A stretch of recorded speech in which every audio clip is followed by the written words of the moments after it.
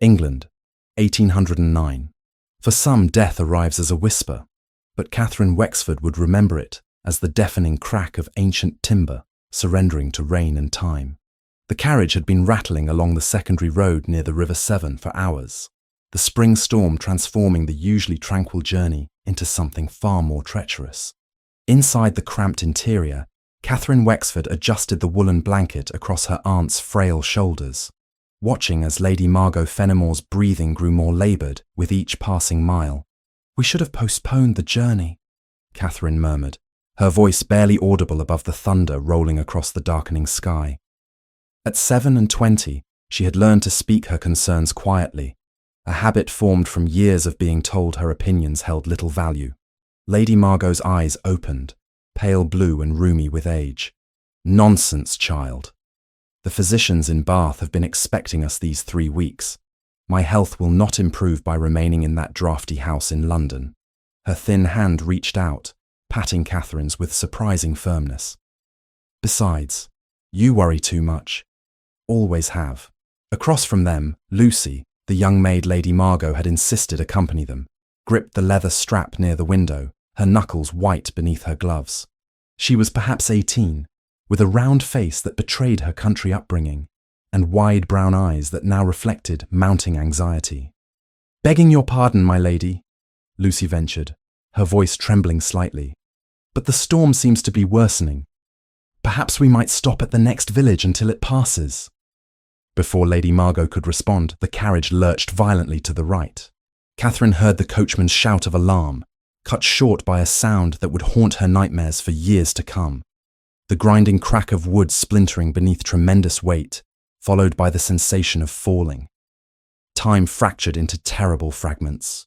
The carriage tilted sharply. Catherine's stomach dropped as they plunged downward. Lady Margot's scream. Lucy's hand clutching desperately at the seat. The explosive crash as the vehicle struck icy water. Then darkness, and cold beyond anything Catherine had ever imagined. The River Severn in April was merciless. Catherine surfaced, gasping, her lungs burning as she tried to orient herself in the churning chaos. The carriage had broken apart on impact with the water, pieces of it spinning in the current. Rain pelted her face, mixing with river water as she struggled to stay afloat, her heavy travelling dress dragging her downward. "Aunt Margot!" she screamed, spinning in the water. "Lucy!" A flash of pale fabric caught her eye. Lady Margot's body floated face down several yards away, motionless. Catherine tried to swim toward her, but something held her fast. Looking down through the murky water, she saw with rising horror that her left foot was trapped between 2 pieces of the shattered carriage, the wood pinning her ankle as effectively as any iron shackle. Panic seized her. She pulled, twisted, her hands clawing at the debris, but the current only pressed the wreckage more firmly against her. The cold was already numbing her limbs, making her movements sluggish. Water filled her mouth as a wave crashed over her head. She surfaced again, coughing, her strength fading rapidly. "This is how I die," she thought with strange clarity. Alone in the Severn, trapped like an animal. At least it would be quick. She was sinking again, her struggles growing weaker when strong hands seized her beneath the arms. Catherine's head broke the surface, and she found herself staring into eyes of startling blue intensity, set in a face that radiated determination and command. "Stop fighting!" a deep voice ordered, the authority in it cutting through her panic. "I have you. Be still." The man holding her was tall, powerfully built, with dark hair plastered to his head by rain and river water. He wore the clothes of a gentleman, though his coat was already discarded, his white shirt clinging to broad shoulders as he worked to support her weight against the current. "My foot!" Catherine managed to gasp. "Trapped!" He nodded once, his expression hardening with focus. Deep breath. Now, before she could protest, he released her for a heart-stopping moment, diving beneath the surface. Catherine felt his hands on her ankle, felt the pressure of the debris shift. The pain was excruciating as he worked to free her, but suddenly her foot pulled loose. She kicked upward, breaking the surface just as the man emerged beside her. "Hold on to me," he commanded, wrapping one powerful arm around her waist. "Do not let go." Catherine obeyed, too weak to do otherwise, as he pulled them both toward the riverbank with strong, efficient strokes. The distance seemed impossible, the current fighting them at every turn, but gradually the bank drew closer. She felt stones beneath her feet, felt him lifting her bodily from the water, carrying her up onto solid ground before laying her carefully on the muddy bank. "Breathe," he ordered, turning her onto her side as water poured from her mouth. Catherine coughed violently, her body convulsing as she tried to clear her lungs. When the worst of it passed, she looked up to see him already scanning the river, his expression grim. "My aunt," Catherine croaked. "Lady Margot, and Lucy, our maid." "Where?" His voice was clipped, urgent. Catherine pointed with a shaking hand toward where she had last seen her aunt's body. Without hesitation, the man plunged back into the churning water. Catherine watched, helpless, as he fought his way to Lady Margot's floating form. He turned her over, and even from the bank Catherine could see the terrible stillness of her aunt's face. The man checked for breath, for a pulse, his hands moving with the practiced efficiency of someone trained in such matters. After a long moment, his shoulders sagged slightly. He gathered Lady Margot's body in his arms with unexpected gentleness, swimming back toward the bank. "I am sorry," he said quietly as he laid the elderly woman beside Catherine. "She was gone before I could reach her." Catherine stared at her aunt's peaceful face, the rain washing away the river water that clung to her grey hair. "No," she whispered, though she knew it was true. "No, please. Miss Catherine!" The cry came from downstream. Catherine's head snapped up to see Lucy clinging to a fallen tree branch that extended into the water, her face pale with terror, but alive, blessedly alive. The man was already moving, running along the bank to reach the girl. Within moments, he had pulled Lucy to safety, the young maid collapsing onto the muddy ground, sobbing with relief and shock. "The coachman," Catherine managed to say, her teeth beginning to chatter violently. "Where is he?" The man's expression answered before his words did. His neck broke in the fall. Death would have been instant. Catherine felt the world beginning to spin, the cold and shock finally overwhelming her. She tried to stand, to go to Lucy, but her legs would not obey. The last thing she saw before darkness claimed her was the stranger's face. Those intense blue eyes filled with concern as he caught her before she hit the ground. When consciousness returned, Catherine found herself lying on something soft, a blanket tucked around her shivering body. The sound of rain had diminished to a steady patter against windows. She opened her eyes to discover she was in a small but clean room, a fire crackling in the hearth nearby. The smell of wood smoke and damp wool filled her nostrils. "You are awake. Good." The voice belonged to her rescuer. Catherine turned her head carefully to see him standing near the window, now dressed in dry clothes that marked him as a man of considerable wealth. His dark hair was combed back from his face, revealing sharp, aristocratic features. He was perhaps 34, with an air of command that suggested he was accustomed to being obeyed. "Where am I?" Catherine's voice came out as a hoarse whisper. "The King's Arms, an inn in Thornbury village. It was the closest shelter." He moved closer, studying her with those penetrating blue eyes. "The physician has examined you. Bruising, shock, and exhaustion, but nothing that will not heal with rest. Lucy, the maid is safe. She has minor injuries only. She is sleeping in the next room." Catherine closed her eyes briefly, relief washing through her. "And my aunt? I have arranged for Lady Margot Fenimore's body to be kept in the inn's cellar until proper arrangements can be made. The coachman as well." His voice softened fractionally. "I am deeply sorry for your loss." The kindness in his tone, so at odds with his severe demeanour, threatened to break through Catherine's carefully maintained composure. She swallowed hard, forcing back the tears that burned behind her eyes. There would be time for grief later. Now, she needed to understand what had happened. "The bridge," she said. "What caused it to collapse?" "The Severn Bridge has been neglected for years," he replied, his expression darkening with anger. "The timber was rotted through. It should have been repaired or replaced long ago. I have already sent word to the local magistrate demanding an investigation. Who are you? Catherine asked, suddenly aware that this man had saved her life, had risked his own life to attempt saving her aunt, and she did not even know his name. He hesitated for the briefest moment, as though considering how much to reveal. Alexander Greymore, Duke of Ashbourne. I was returning from my estates in the north when I came upon the bridge just as your carriage crossed. I saw it give way. A duke. Catherine felt heat rising to her cheeks despite the chill that still gripped her bones. Your Grace, I do not have adequate words to thank you for what you did. You saved my life. And Lucy's. Any man of honour would have done the same, he replied, though something in his expression suggested he was not entirely comfortable with her gratitude. You are Miss Catherine Wexford, I understand. Lady Margot's niece. Yes. Catherine struggled to sit up, and immediately the Duke moved forward, his hand steadying her shoulder. Do not exert yourself. You nearly drowned. I am well aware of that fact, Your Grace.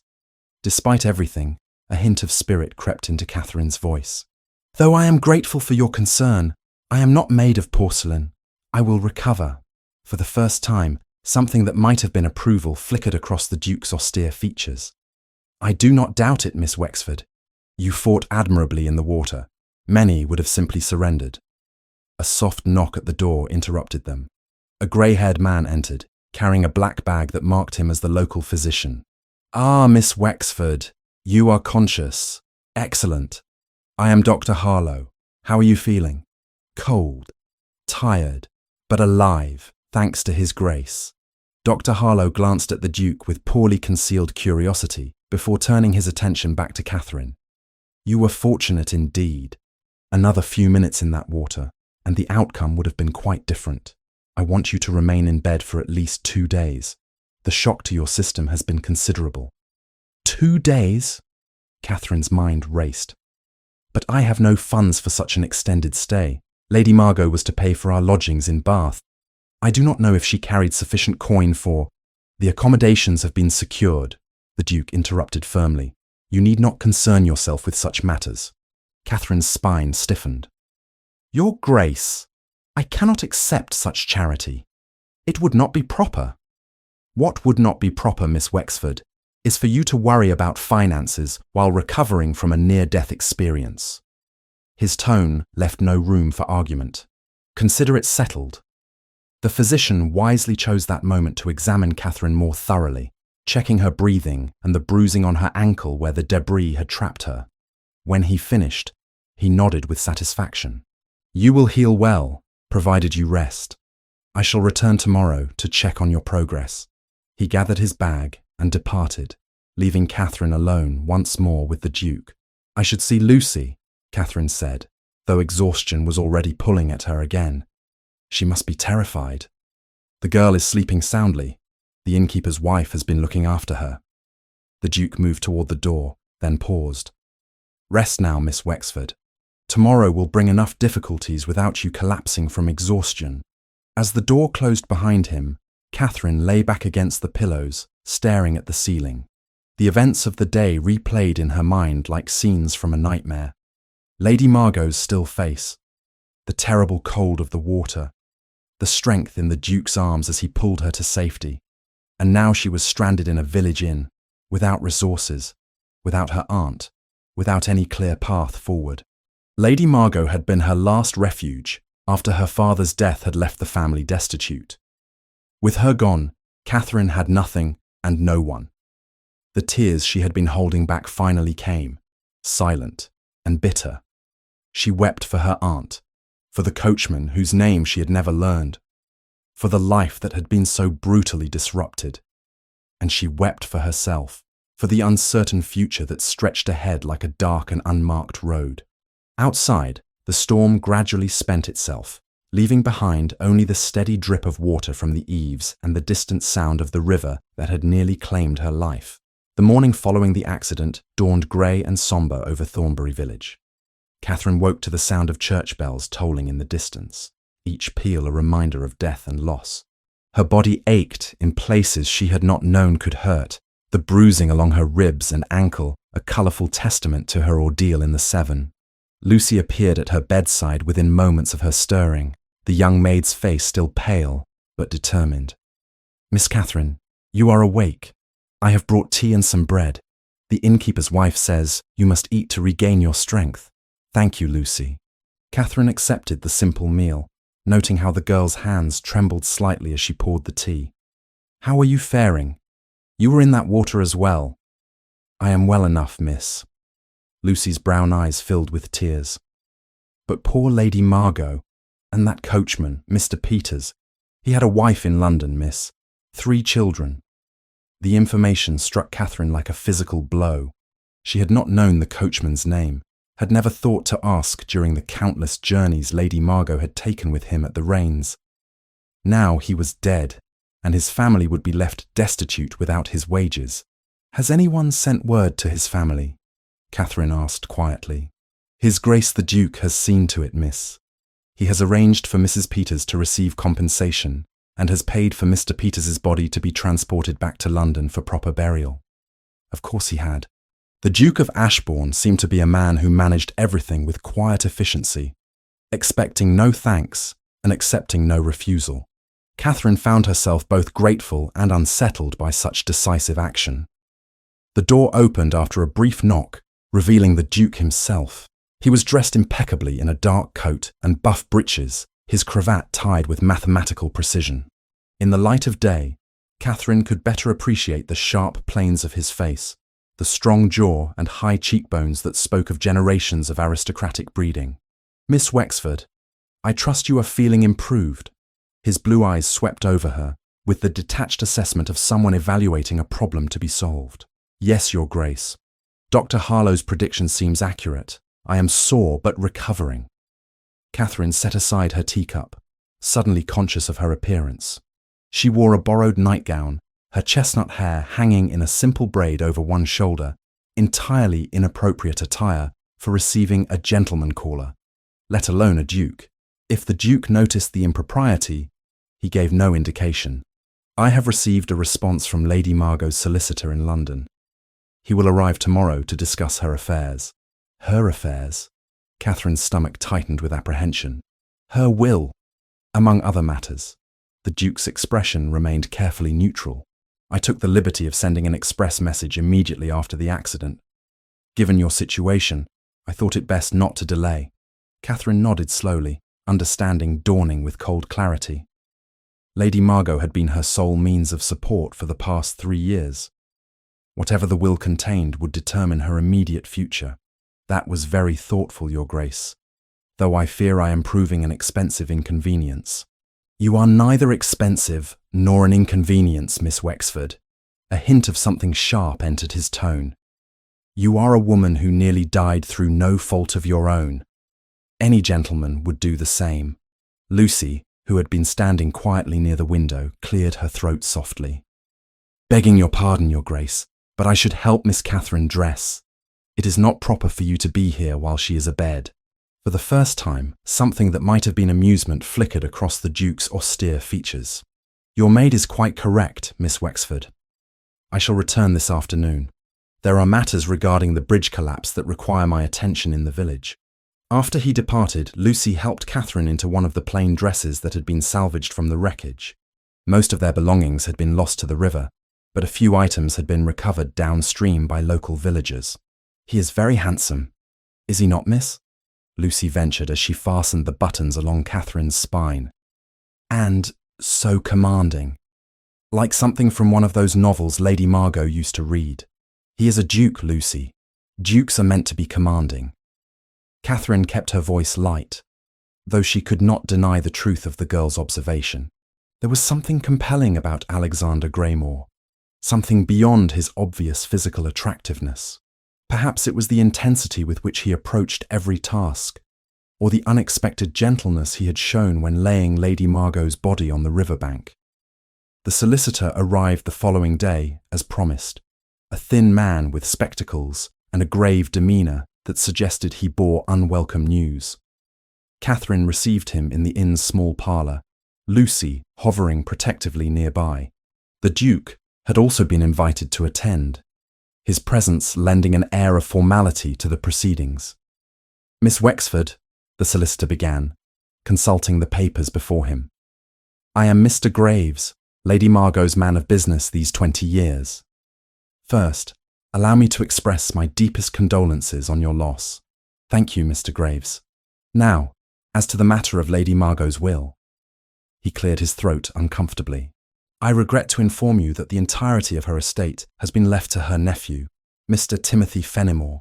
The name meant nothing to Catherine for a moment, then memory stirred. Timothy Fenimore was Lady Margot's brother's son, a man Catherine had met perhaps twice in her life.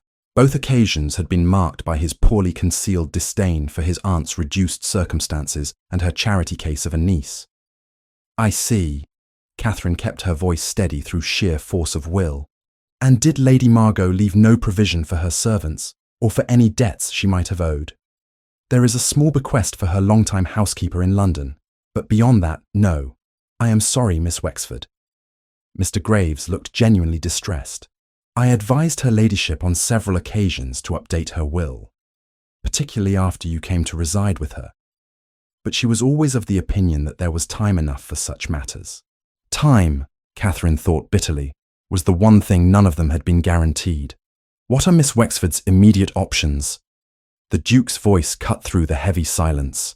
She cannot remain indefinitely at this inn. Mr. Graves shifted uncomfortably. I have taken the liberty of writing to Mr. Timothy Fenimore, informing him of his aunt's death and the circumstances surrounding it. However, given the gentleman's known character, I would not advise Miss Wexford to expect any assistance from that quarter. Then what would you advise?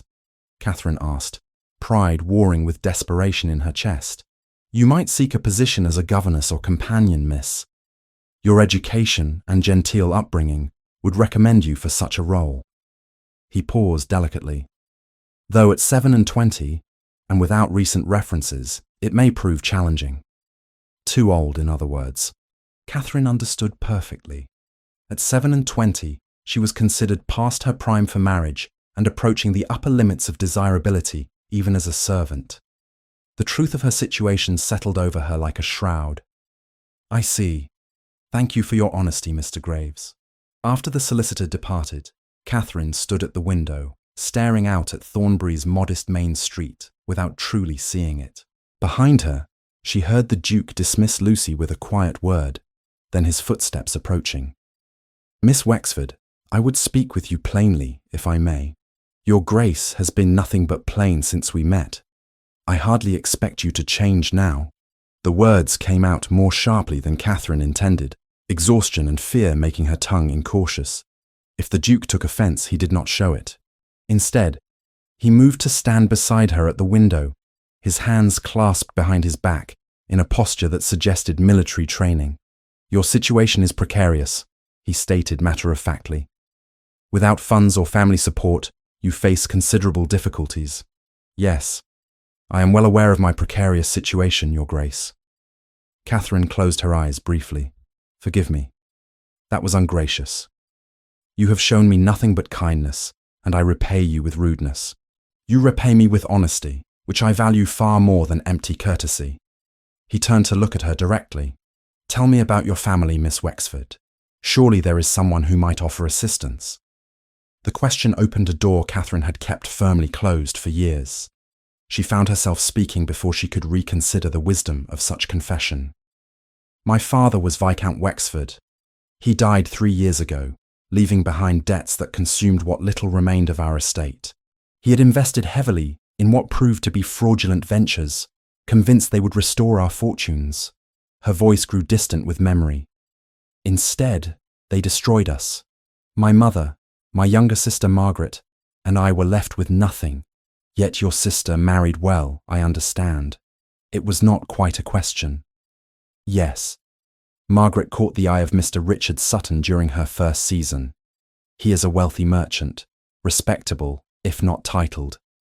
They wed within 6 months of my father's death. Catherine's hands twisted together. My mother chose to live with them. It was the practical choice, given Mr. Sutton's generous nature and spacious home. And you were not invited to join them?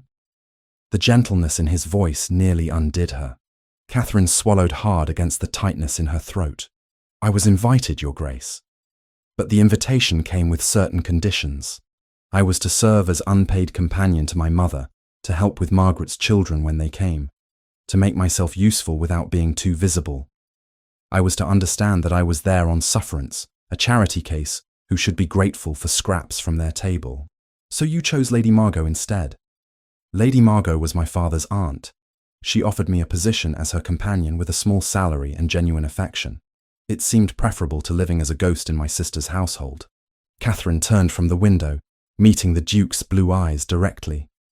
But now I begin to wonder if I made a terrible mistake. Perhaps I should have swallowed my pride 4 years ago. 4 years ago. The Duke's expression sharpened with interest. I had a private humiliation to recover from as well.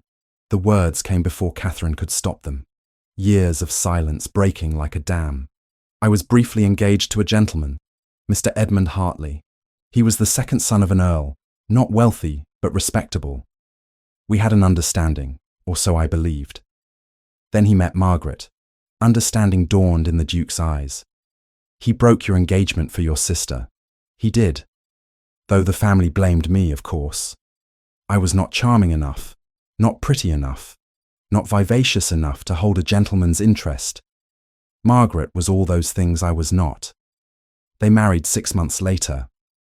Catherine heard the bitterness in her own voice and hated it.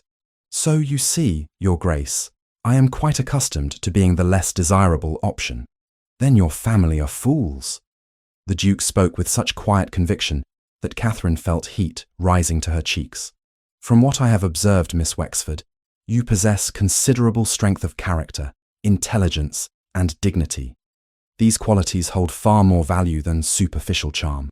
Before Catherine could respond to this unexpected praise, Lucy burst into the parlour, her eyes wide with excitement. Your Grace, Miss Catherine, there are men outside who wish to speak with you about the bridge. The Duke's expression hardened immediately. Show them in. 3 men entered the modest parlour. The first was portly and red-faced, wearing the ill-fitting coat of a minor official who had recently acquired both position and self-importance. The second was tall and thin, with the nervous demeanour of someone who knew himself to be in the wrong. The third appeared to be a local farmer, his weathered face creased with concern. Your Grace, the portly man began, bowing with exaggerated deference. I am Mr. Blackwood, the local magistrate. This is Mr. Wells, the surveyor responsible for the Severn Bridge. And this is Mr. Cook, whose property borders the river. Gentlemen, the Duke's voice turned winter cold. I trust you have explanations for the criminal negligence that resulted in 3 deaths. Mr. Wells blanched visibly. Your Grace, I assure you I submitted reports on the bridge's condition repeatedly. I warned that the timber was rotting, that repairs were urgently needed. And yet no repairs were made. It was not a question. The funds were not allocated, Mr. Blackwood interjected quickly. These matters take time, Your Grace. Budgets must be approved, priorities established. 3 people died because priorities were not properly established, Mr. Blackwood. Lady Margot Fenimore, a respected member of society, her coachman, a man with a wife and 3 children. They died because responsible parties failed in their duties. The magistrate's face reddened further. These accusations are most unfair, Your Grace. We cannot be held responsible for every unfortunate accident. This was no accident.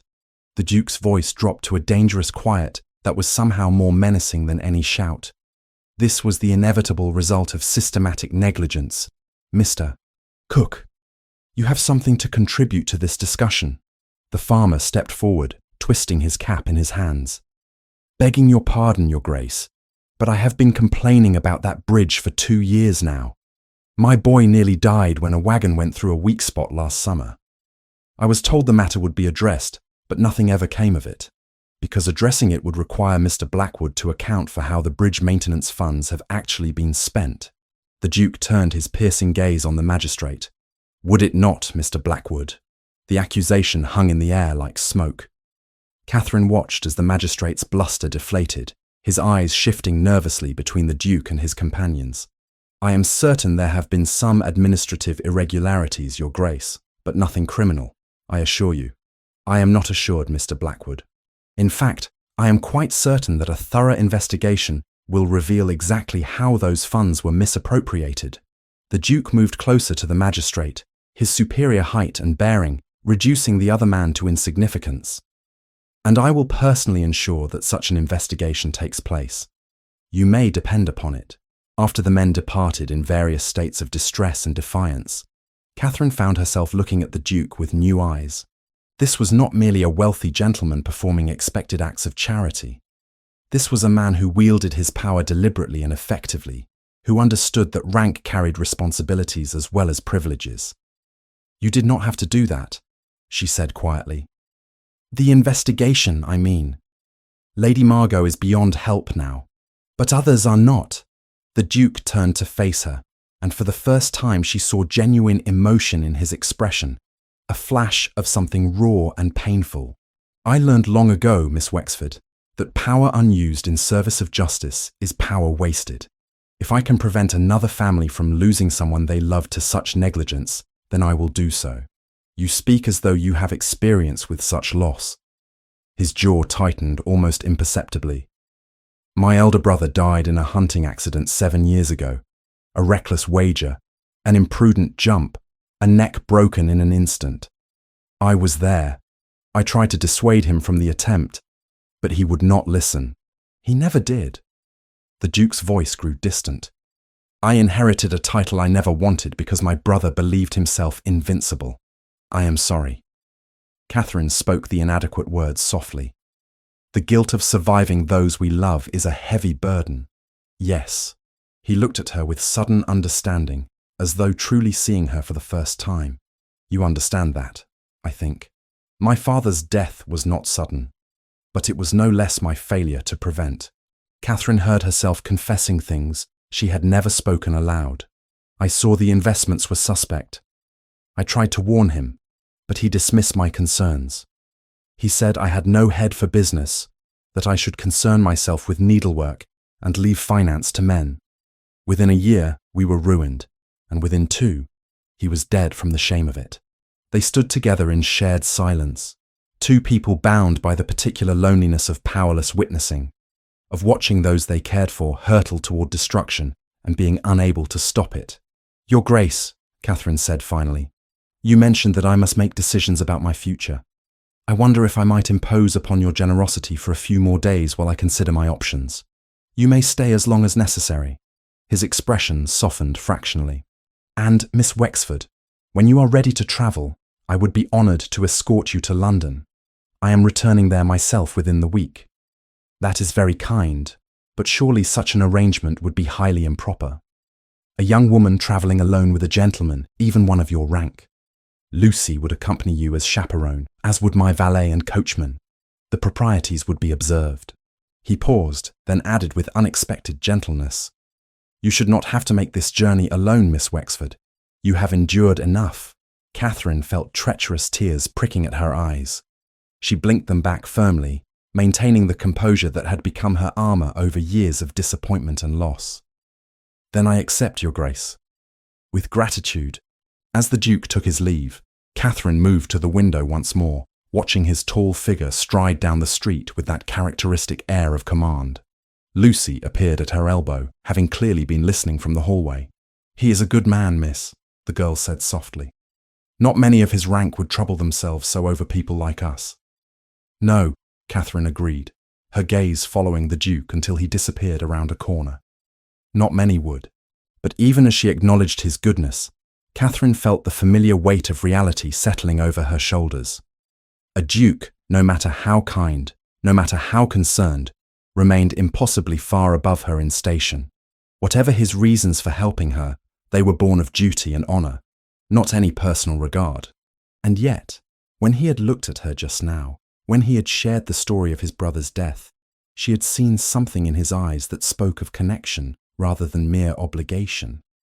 Or perhaps that was simply wishful thinking from a woman whose life had taught her to expect nothing and hope for less. The afternoon sun broke through the clouds outside, casting long shadows across Thornbury Street. Somewhere in that light, Catherine thought, lay a path forward. She simply had to find the courage to walk it, even if she walked alone. The carriage departed Thornbury 3 days after the accident, when Dr. Harlow finally deemed Catherine fit enough to travel.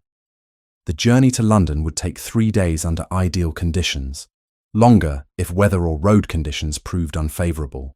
Catherine settled into the well-appointed interior of the Duke's travelling carriage with a mixture of gratitude and unease, acutely aware that accepting such assistance placed her deeper in his debt with each passing mile.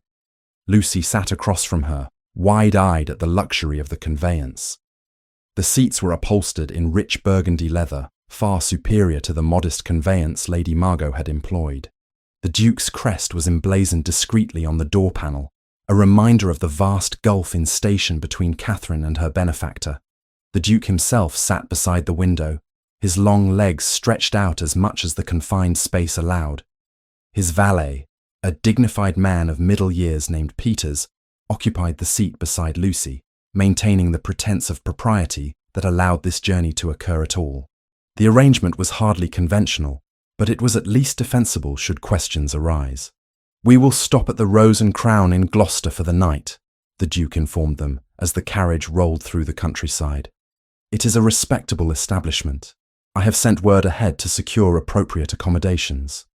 "You are very thorough, Your Grace," Catherine observed, watching the fields pass by her window. Spring was advancing across England, the hedgerows beginning to show touches of green despite the recent storms. "Preparation prevents difficulty."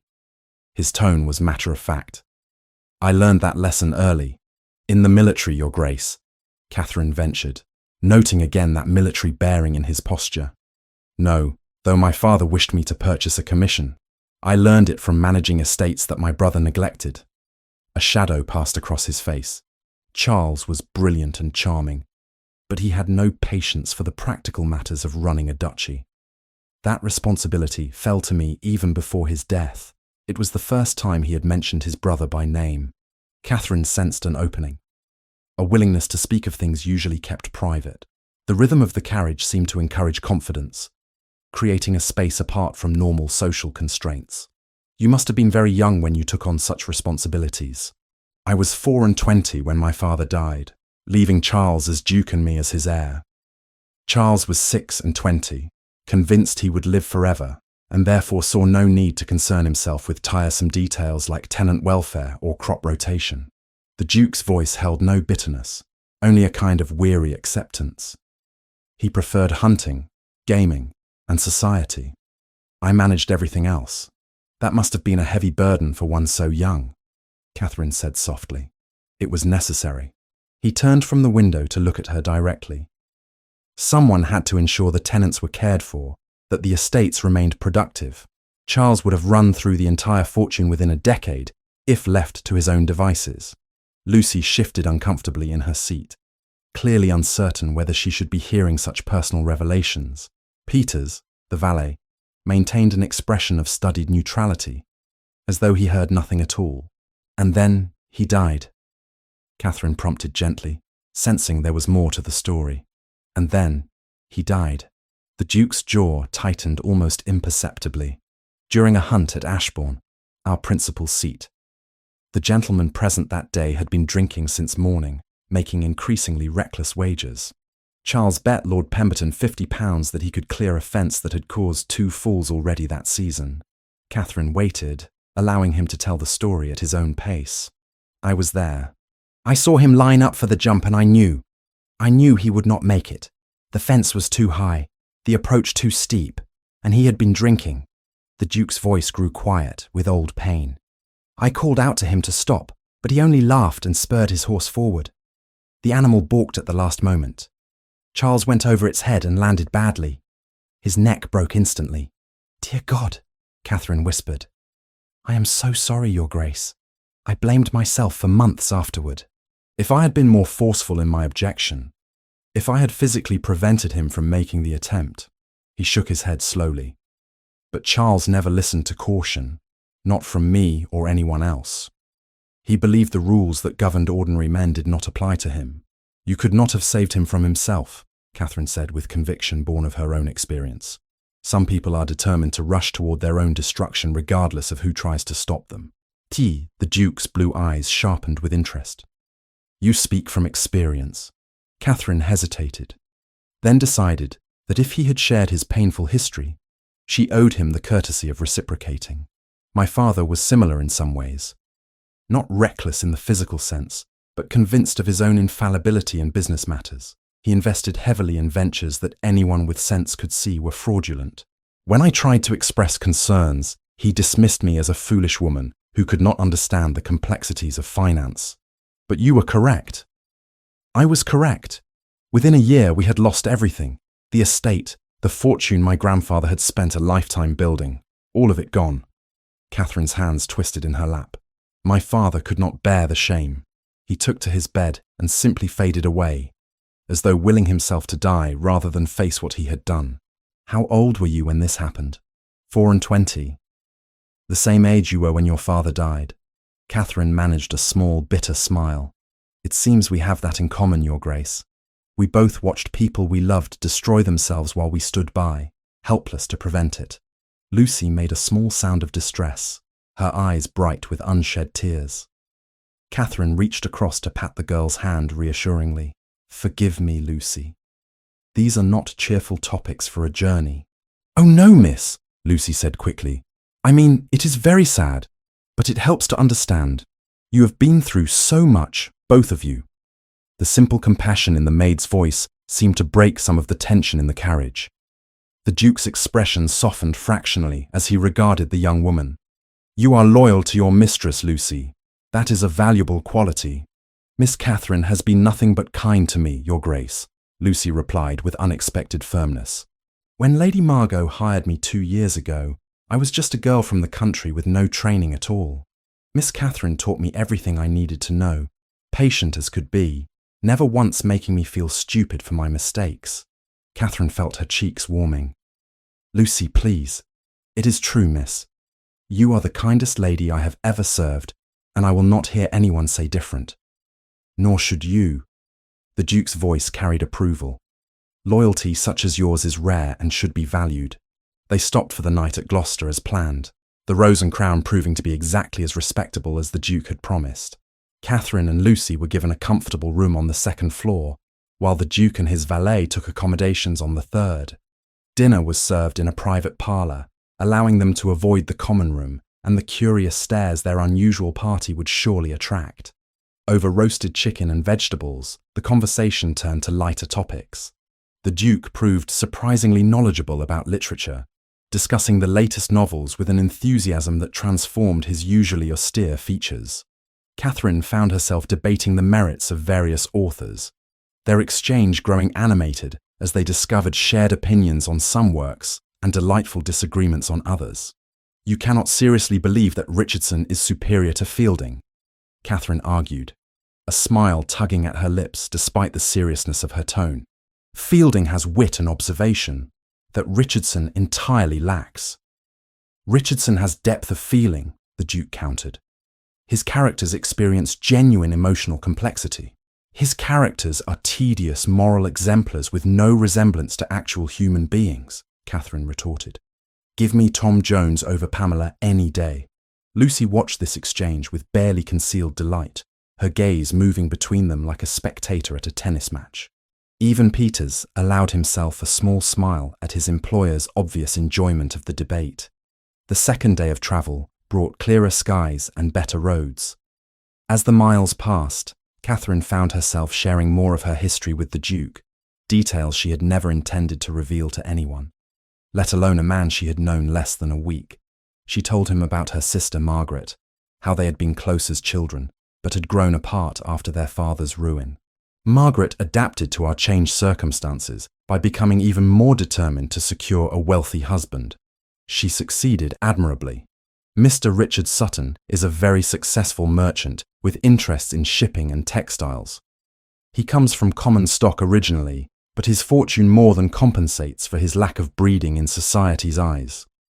And your mother chose to live with them rather than you and Lady Margot, the Duke observed.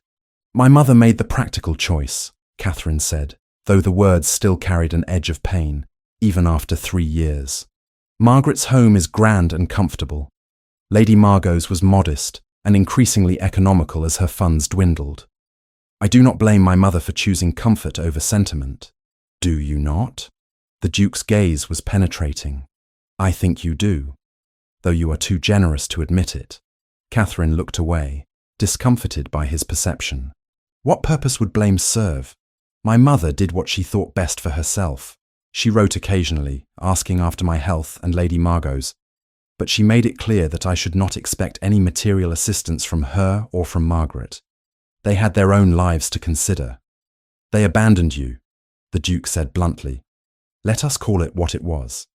The truth of his words struck Catherine with unexpected force. She had spent 3 years telling herself that her mother's choice was reasonable, that Margaret's indifference was understandable. But hearing the Duke name it for what it truly was, abandonment, cracked something inside her carefully maintained composure. Yes, she admitted quietly. They did. Lucy reached across to squeeze Catherine's hand, her young face fierce with loyalty. They were fools, miss. Absolute fools. Despite the pain of the admission, Catherine found herself smiling at Lucy's vehemence. Thank you, Lucy. As they continued toward London, the Duke shared more of his own history.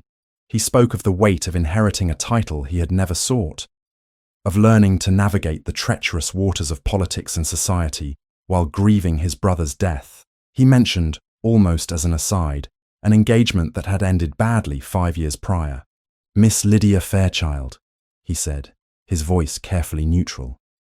We were betrothed for 6 months.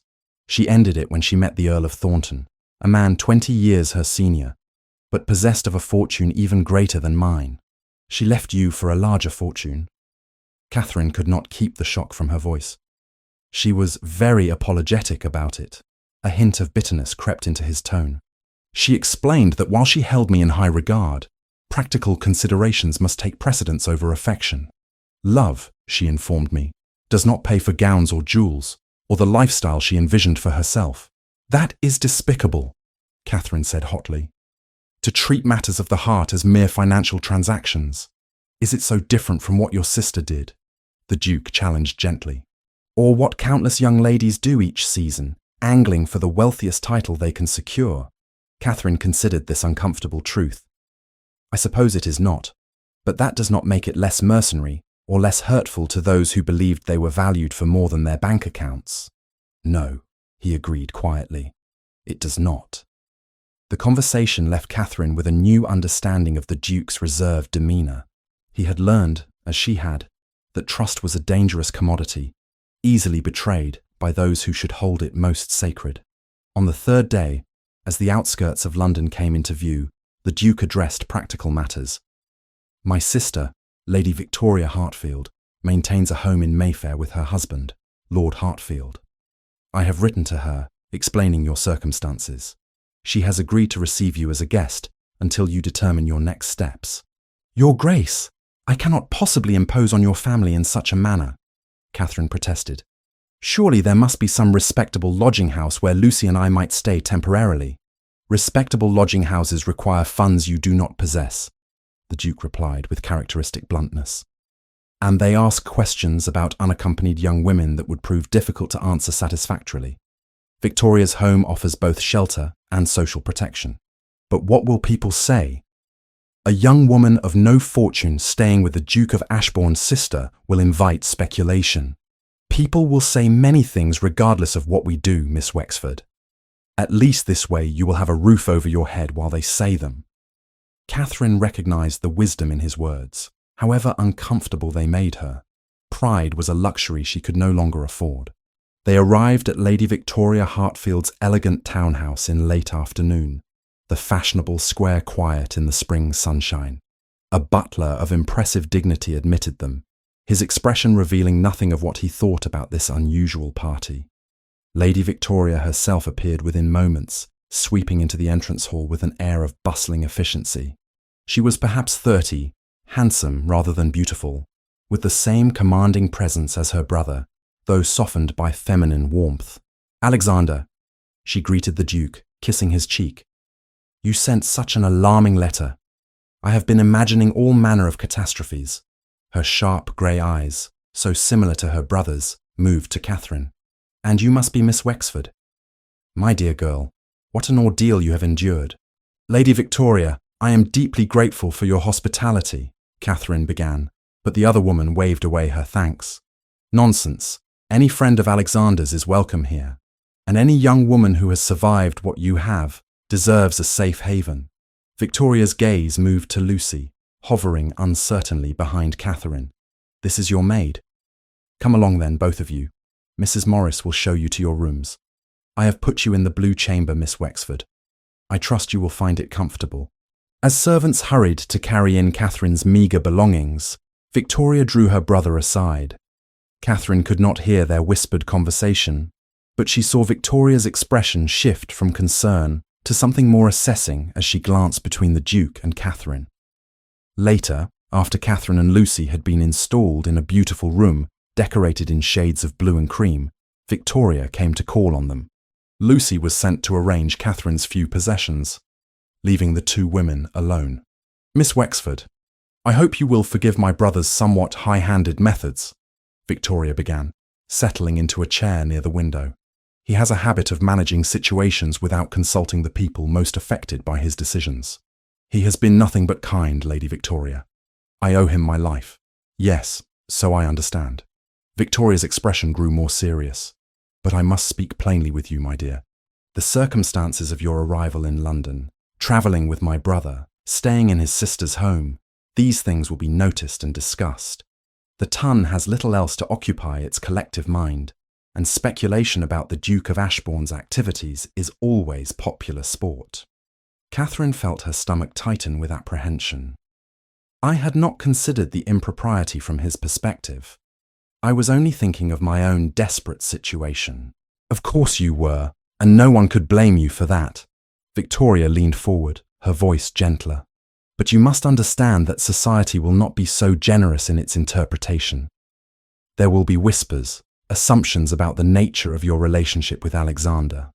Some will paint you as a fortune hunter, others as something far worse.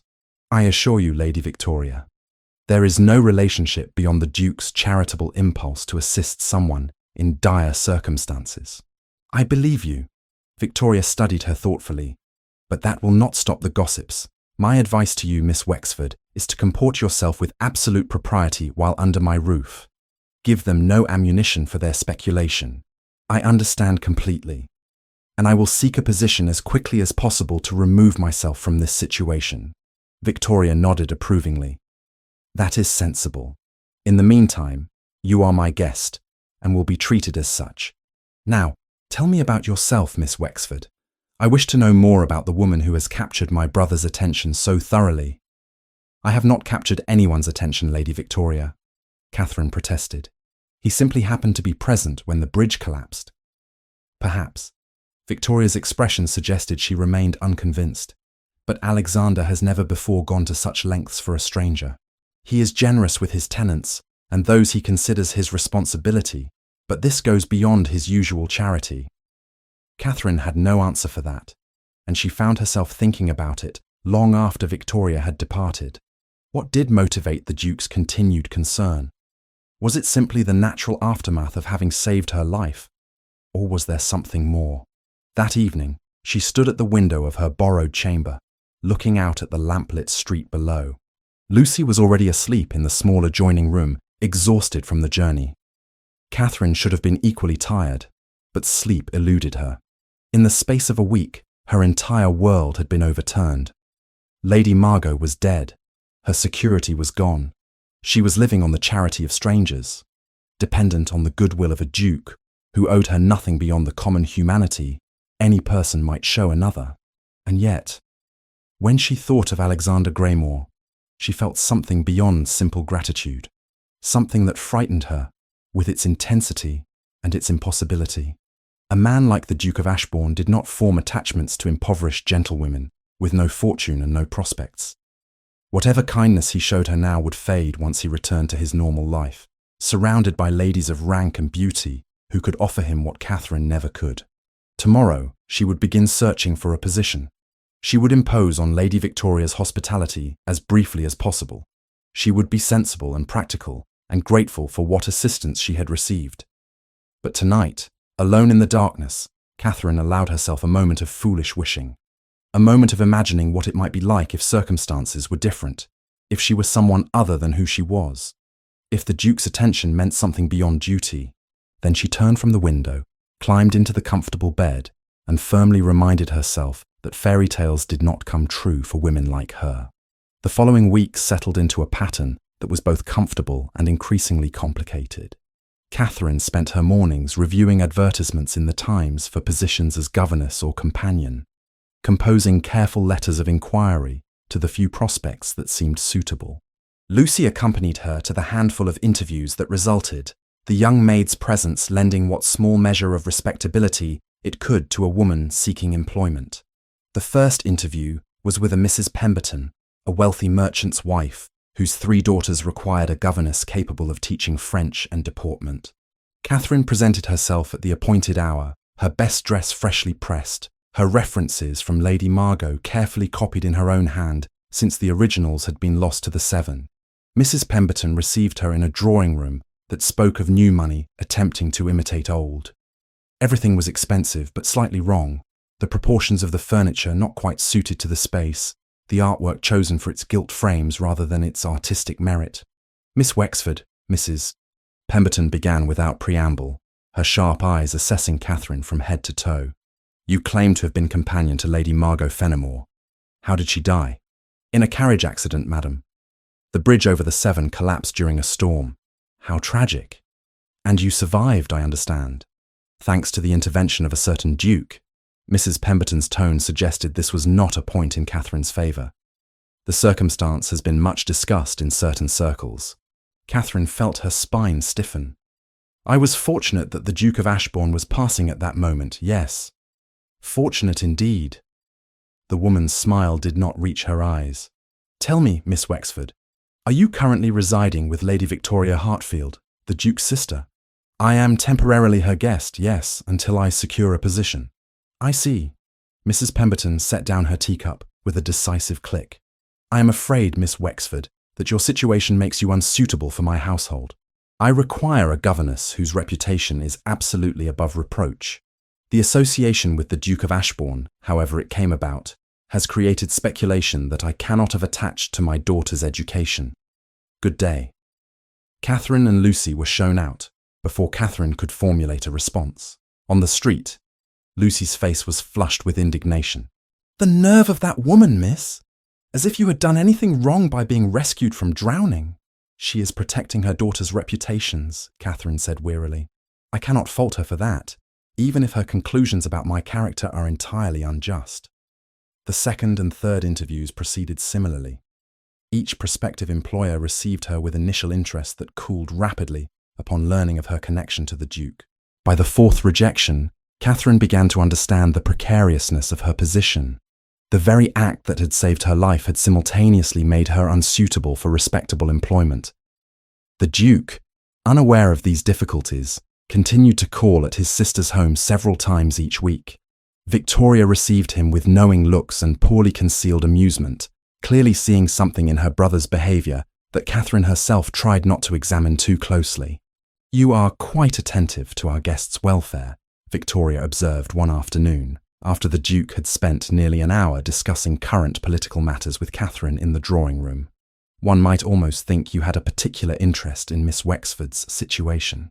One would be correct, the Duke replied with his characteristic directness. I am interested in ensuring that a woman who suffered through no fault of her own is not left without recourse. How noble. Victoria's tone was dry. And it has nothing to do with the fact that Miss Wexford is intelligent, well-read, and possesses a dignity that most ladies of higher rank cannot match. The Duke's expression remained impassive, but Catherine noticed a slight tightening around his eyes. Miss Wexford's personal qualities are irrelevant to my sense of obligation toward her welfare. If you say so, brother dear. Catherine, who had overheard this exchange from the hallway where she had been returning a book to the library, felt her cheeks burning. She retreated quickly to her chamber, where Lucy found her sitting at the window, staring unseeing at the street below. Are you unwell, miss? Lucy asked with concern. I am perfectly well. Simply thinking. About His Grace? The maid's tone was gently teasing. Lucy, please do not indulge in foolish speculation. Is it foolish, miss? He comes here 3 or 4 times a week, always asking after you, always finding reasons to speak with you. And the way he looks at you when he thinks no one is watching. Lucy sat down on the edge of the bed. I have eyes, miss. So does everyone else. Which is precisely the problem, Catherine admitted. His attention, however well meant, is making it impossible for me to secure a position. Every potential employer hears of my connection to him and immediately assumes the worst. Then perhaps you should not be seeking such a position. What else am I to do? I cannot live on your sister's charity indefinitely. I must establish myself somehow. Before Lucy could respond, a knock at the door announced Victoria's arrival. The older woman entered with a purposeful expression that suggested she had come with a specific agenda. Miss Wexford, I have received an invitation to Lady Crawford's ball tomorrow evening. It is one of the more important events of the season, and I believe you should attend. Catherine felt alarm rising in her chest. Lady Victoria, I appreciate the thought, but I am hardly in a position to attend society events. I have neither the wardrobe nor the standing. You have both, as my guest. I have taken the liberty of having my dressmaker send several suitable gowns for your consideration. They should arrive within the hour. Victoria raised a hand to forestall Catherine's protests. Before you object, let me explain my reasoning. You are seeking employment, yes? But you are going about it in entirely the wrong way. Responding to advertisements puts you at the mercy of women like Mrs. Pemberton, who will judge you based on gossip rather than character. Then what do you suggest? I suggest you allow society to see you as you are, poised, educated, entirely proper. Let them observe that the Duke's interest in you, whatever its nature, is not the sordid affair the gossips imagine. Once you are established as a respectable young woman of good family fallen on difficult times, opportunities will present themselves more naturally. Or, Catherine said slowly, society will see me as a fortune hunter attempting to trap a duke. Some will see that regardless of what you do. Victoria's expression was sympathetic but firm. But others will see the truth. And those are the people whose opinions matter. The gowns arrived as promised, each more beautiful than the last. Catherine selected a pale green silk that brought out the colour of her eyes, its modest neckline and elegant lines striking the perfect balance between fashionable and respectable. Lucy helped her dress the following evening, arranging her chestnut hair in a style that was both becoming and appropriate for a woman of her circumstances. When Catherine descended to the drawing room where Victoria waited, the older woman nodded with satisfaction. Perfect. You look exactly as you should, a gentlewoman of quality. Now, Alexander will be escorting us this evening. The Duke is attending? Catherine's pulse quickened despite her best efforts at composure. He is. I specifically requested his presence. Victoria's smile was knowing. A woman attending her first major society event in London requires proper protection. My brother's presence will ensure that no one dares treat you with anything less than courtesy. The ballroom at Crawford House blazed with candlelight, the chandeliers casting golden illumination over what seemed like hundreds of elegantly dressed guests. Catherine felt her courage wavering as she stood at the entrance with Victoria and the Duke, acutely conscious of the curious stares directed their way. Steady, the Duke murmured beside her, his hand settling briefly at the small of her back in a gesture both reassuring and entirely improper.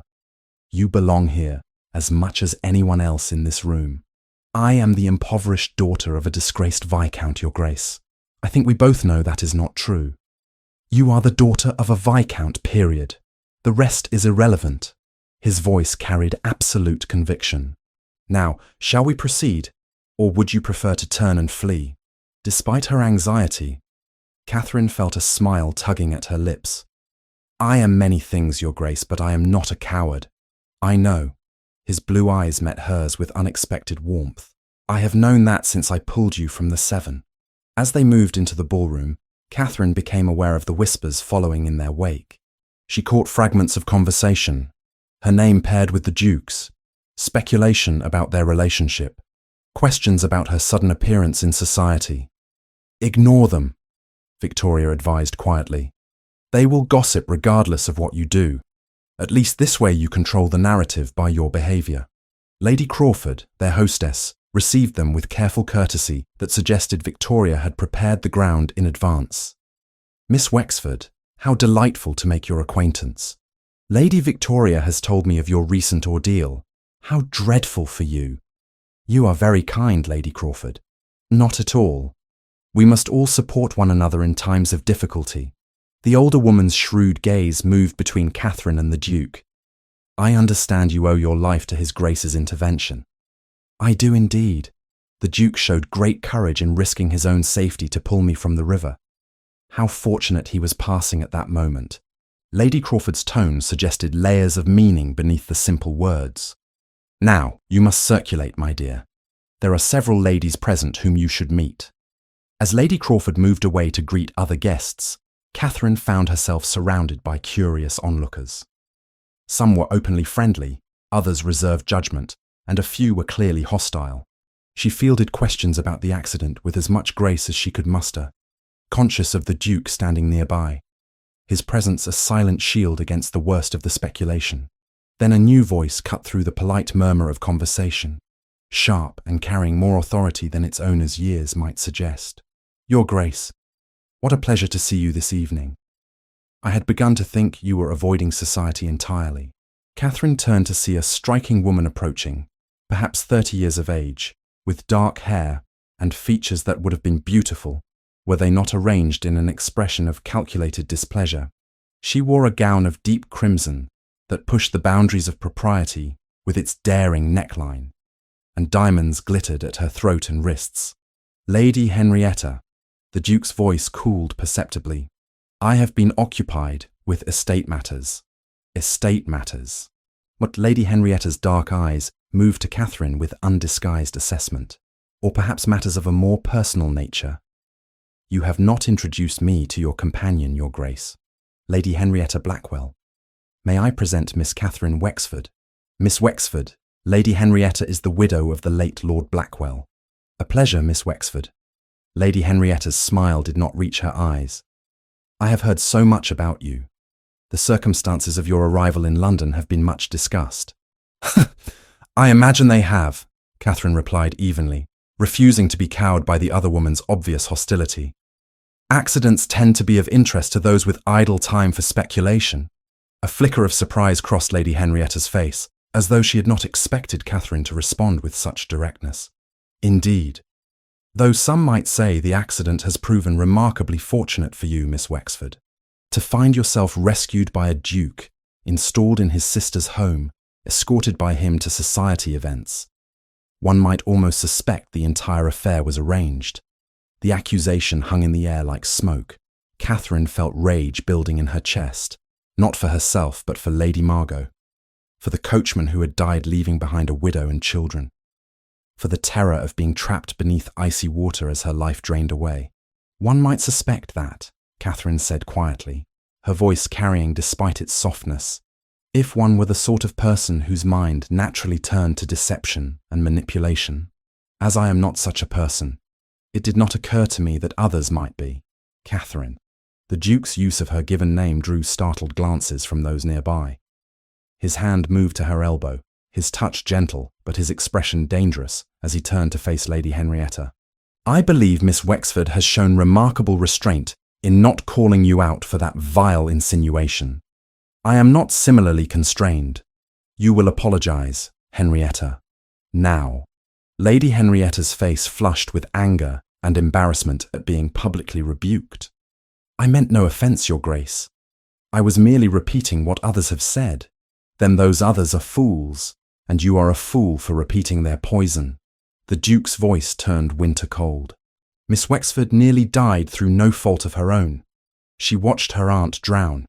She has conducted herself with dignity and courage throughout an ordeal that would have destroyed lesser women. Anyone who suggests otherwise will answer to me. The surrounding guests had fallen silent, watching this drama unfold with fascination. Lady Henrietta, realizing she had badly miscalculated, attempted to retreat gracefully. Of course, Your Grace. I apologize if my words gave offence. She turned to Catherine with barely concealed fury. "Please forgive me, Miss Wexford. I spoke thoughtlessly." "Apology accepted, Lady Henrietta." Catherine kept her voice cool and composed, though her heart was racing. After Lady Henrietta departed in a rustle of crimson silk, Victoria appeared at Catherine's side. "Well handled, my dear. You made an enemy tonight, but you also impressed everyone watching. That takes steel." "I should not have spoken so sharply," Catherine said, her hands trembling slightly now that the confrontation had passed. "I let my temper get the better of me. Your temper was entirely justified." The Duke's expression remained grim. "Henrietta has been spreading such rumours for weeks, I suspect. It is time someone called her to account." "She was courting you, was she not?" Catherine heard herself ask, before she could reconsider the wisdom of such a question.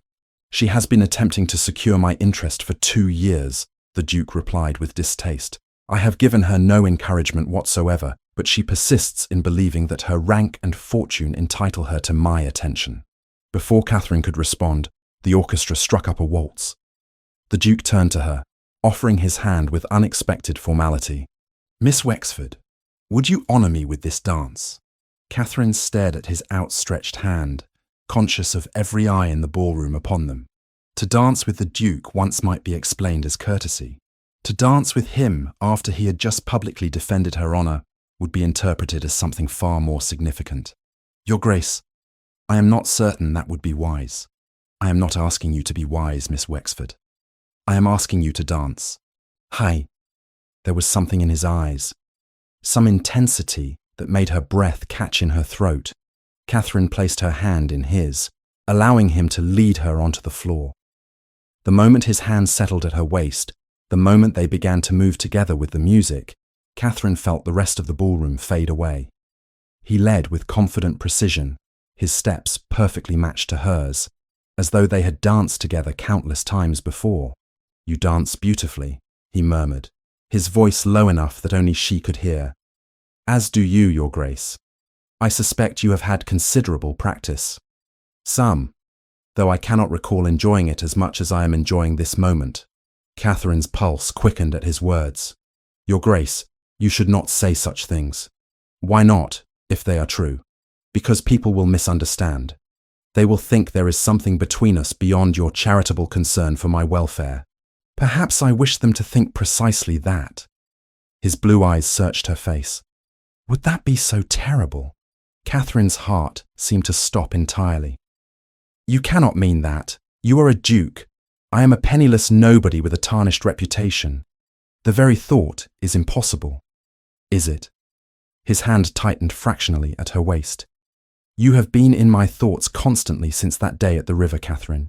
I find myself seeking excuses to call on my sister, hoping to see you. I lie awake at night wondering if you are comfortable, if you are safe, if you are thinking of me even a fraction as much as I think of you." "Please," Catherine whispered, her throat tight with emotion. "Do not say such things. You are confused, feeling responsible for me because you saved my life. That is all this is." "That is not all this is, and you know it." His voice held quiet certainty. "But I will not press you. Not here. Not now. I simply wanted you to know the truth of my feelings." The waltz ended too soon and too late, leaving Catherine shaken and confused. Victoria appeared immediately, tactfully suggesting they take refreshment, guiding Catherine away from the dance floor and the curious stares that followed. "He danced with you twice," Victoria murmured, as they moved toward the refreshment room. "That is significant, Catherine. Very significant." "It is impossible," Catherine replied, her voice hollow. "You must see that it is impossible." Before Victoria could respond, Lucy appeared at Catherine's side, her face flushed with excitement. "Miss Catherine, a gentleman just approached me with a message for you. A Mr. Aldrich, steward to the Marquis of Denbury. He wishes to speak with you about a position as governess to the Marquis's children in Northumberland." Catherine felt the world tilting beneath her feet. A position, a real position, far from London and the impossible situation she found herself in, far from the Duke and the feelings he stirred in her that could lead nowhere but heartbreak. "Tell him I will speak with him immediately," she said, her voice steadier than she felt. Lucy hesitated. Miss, are you certain? Tonight? Of all nights? Especially tonight. Catherine straightened her shoulders. Please convey my willingness to meet with him now, if he is amenable. The interview with Mr. Aldrich was brief and businesslike. The Marquess required a governess capable of teaching 3 daughters, aged 8, 10, and 12. The position included room, board, and a modest salary. The family would be in residence at their Northumberland estate for at least 2 years before returning to London. The Marquess values discretion and proper deportment above all else, Mr. Aldrich explained. He would require references, of course. Lady Victoria Hartfield would provide a reference, Catherine said. And the Duke of Ashbourne. Mr. Aldrich's expression shifted slightly at the mention of the Duke's name. I see. Yes, those would be most acceptable.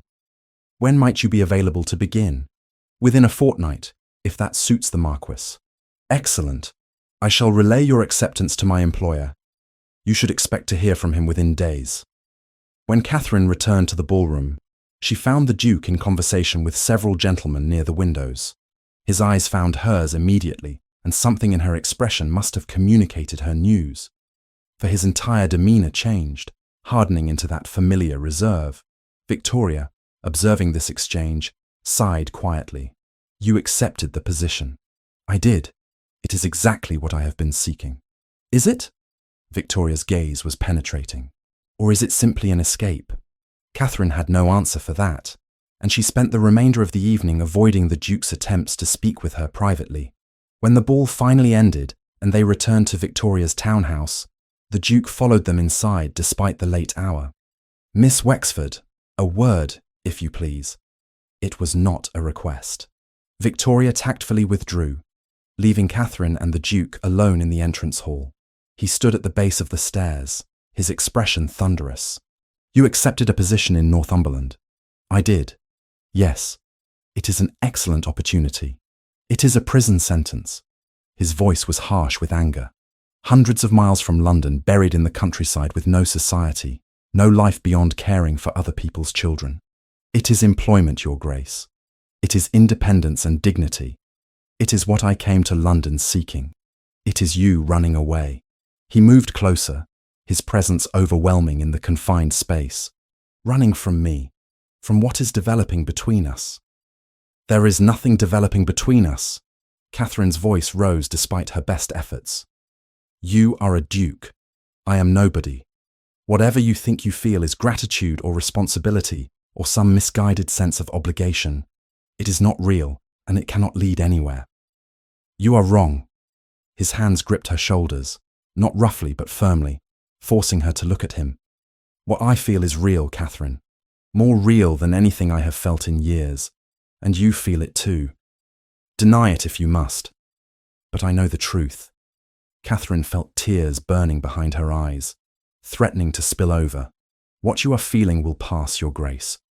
When I am gone, when you return to your normal life, you will see that I am right. This is not possible. It cannot be possible. Because you are too proud to accept what I am offering. Because I am too sensible to believe it could ever work. Catherine pulled away from his grip, wrapping her arms around herself protectively. I have been a burden on you and your sister long enough. I will not repay your kindness by allowing you to ruin yourself for my sake. Ruin myself? By caring for you? By thinking you care for me when what you truly feel is responsibility. Catherine forced herself to meet his eyes, to say the words that would end this before it truly began. I accept your friendship with gratitude, Your Grace. But I cannot accept more, nor can I remain here to tempt you into making declarations you will later regret. The position in Northumberland is the right choice for both of us. The Duke stared at her for a long moment, his expression unreadable. Then he stepped back, his features settling into that impenetrable mask she had seen the first day at the river. Very well, Miss Wexford. If that is your decision, I will respect it. His voice was cold, distant. I wish you every happiness in your new position. He turned and departed without another word, the door closing behind him with quiet finality. Catherine stood alone in the entrance hall, listening to his carriage pull away into the night, and wondered if she had just made the wisest decision of her life or the greatest mistake. The week following the ball passed in cold silence. The Duke did not call at Victoria's home, did not send messages, gave no sign that Catherine existed at all. Victoria watched this development with poorly concealed frustration, dividing her disapproval equally between her stubborn brother and her equally stubborn guest. Catherine threw herself into preparations for her departure, corresponding with the Marquis of Denbury's household, arranging what few belongings she possessed, and trying not to think about Alexander Greymore or the expression on his face when she had refused what he offered. Lucy, however, had no such compunctions about sharing her opinions. "It is wrong, miss," the young maid declared as she folded Catherine's modest collection of chemises. "His Grace cares for you truly. Anyone with eyes can see it. And you care for him. Why must you run away to Northumberland?" "I am not running away. I am accepting honest employment." "You are running away," Lucy insisted with the boldness their shared ordeal had granted her. "You are afraid, miss. Afraid to believe that a man like the Duke could truly want someone like you." The words struck closer to truth than Catherine cared to admit. "Even if his feelings are genuine now, Lucy, they will not last. When he returns to his normal life, when I am no longer this interesting problem to solve, he will see me for what I am. A woman with nothing to offer him. You underestimate yourself, miss, and you underestimate his Grace." That evening, Victoria requested Catherine's presence in the drawing room after dinner. Catherine found the older woman seated by the fire, a glass of wine in her hand and a determined expression on her face. "Sit down, Catherine. We need to speak plainly." Catherine settled into the chair opposite, bracing herself for whatever lecture was coming.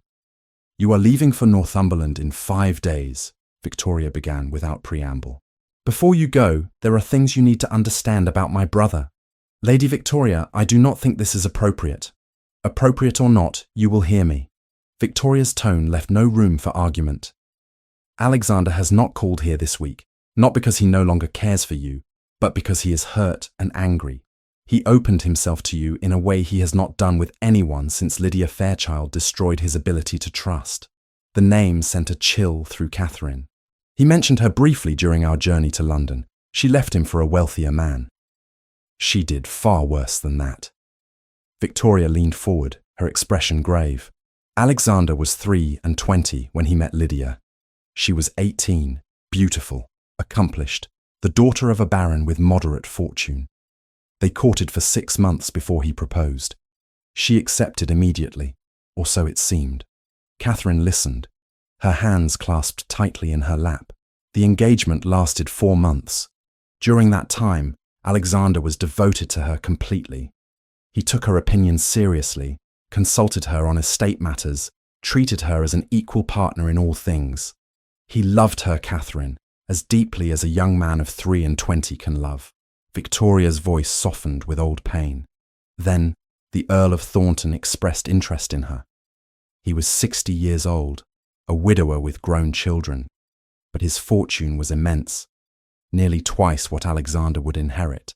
"Dear God," Catherine whispered. Lydia came to Alexander one afternoon and informed him, quite calmly, that she was breaking their engagement to marry Thornton. When Alexander asked why, when he demanded to know if he had done something wrong, she laughed. Victoria's hands tightened around her wineglass. She told him that love was a pleasant fantasy, but practicality must prevail. She said, and I remember her exact words because Alexander repeated them to me later. She said that love does not pay for silks and jewels, that affection does not maintain a London house and a country estate in the manner she desired. She told him he should not take it personally, that it was simply business. Catherine felt tears burning behind her eyes. How could anyone be so cruel? Lydia Fairchild was not cruel, which made it worse. She was simply honest about viewing marriage as a transaction. She felt no malice toward Alexander, no guilt about breaking his heart. To her, it was a rational choice. Victoria met Catherine's gaze directly. That experience taught my brother that women, particularly women in financial difficulty, cannot be trusted when it comes to matters of the heart and fortune. Understanding crashed over Catherine like a wave. And when I refused his declarations, when I insisted his feelings were merely responsibility, It seemed like Lydia all over again. Me calculating that his interest would not last, rejecting him before he could realize his mistake. Precisely. You wounded him in exactly the same place Lydia did, though your motivations were entirely different. But I was trying to protect him, Catherine protested. I was trying to save him from making a terrible mistake, from tying himself to a woman who would be a burden and an embarrassment. Did it never occur to you, my dear, that Alexander is capable of making his own decisions about what constitutes a burden? Victoria's voice was gentle but firm. You decided, without consulting him, that you knew better than he did what would make him happy. That is precisely what Lydia did, in a sense. She decided his love was not enough without asking him. Catherine rose abruptly, moving to the window to hide the tears now streaming down her face. What would you have me do, Lady Victoria? Accept his proposal, marry him, and watch as society tears him apart for making such a misalliance? Watch as he comes to resent me for limiting his prospects, for embarrassing his family.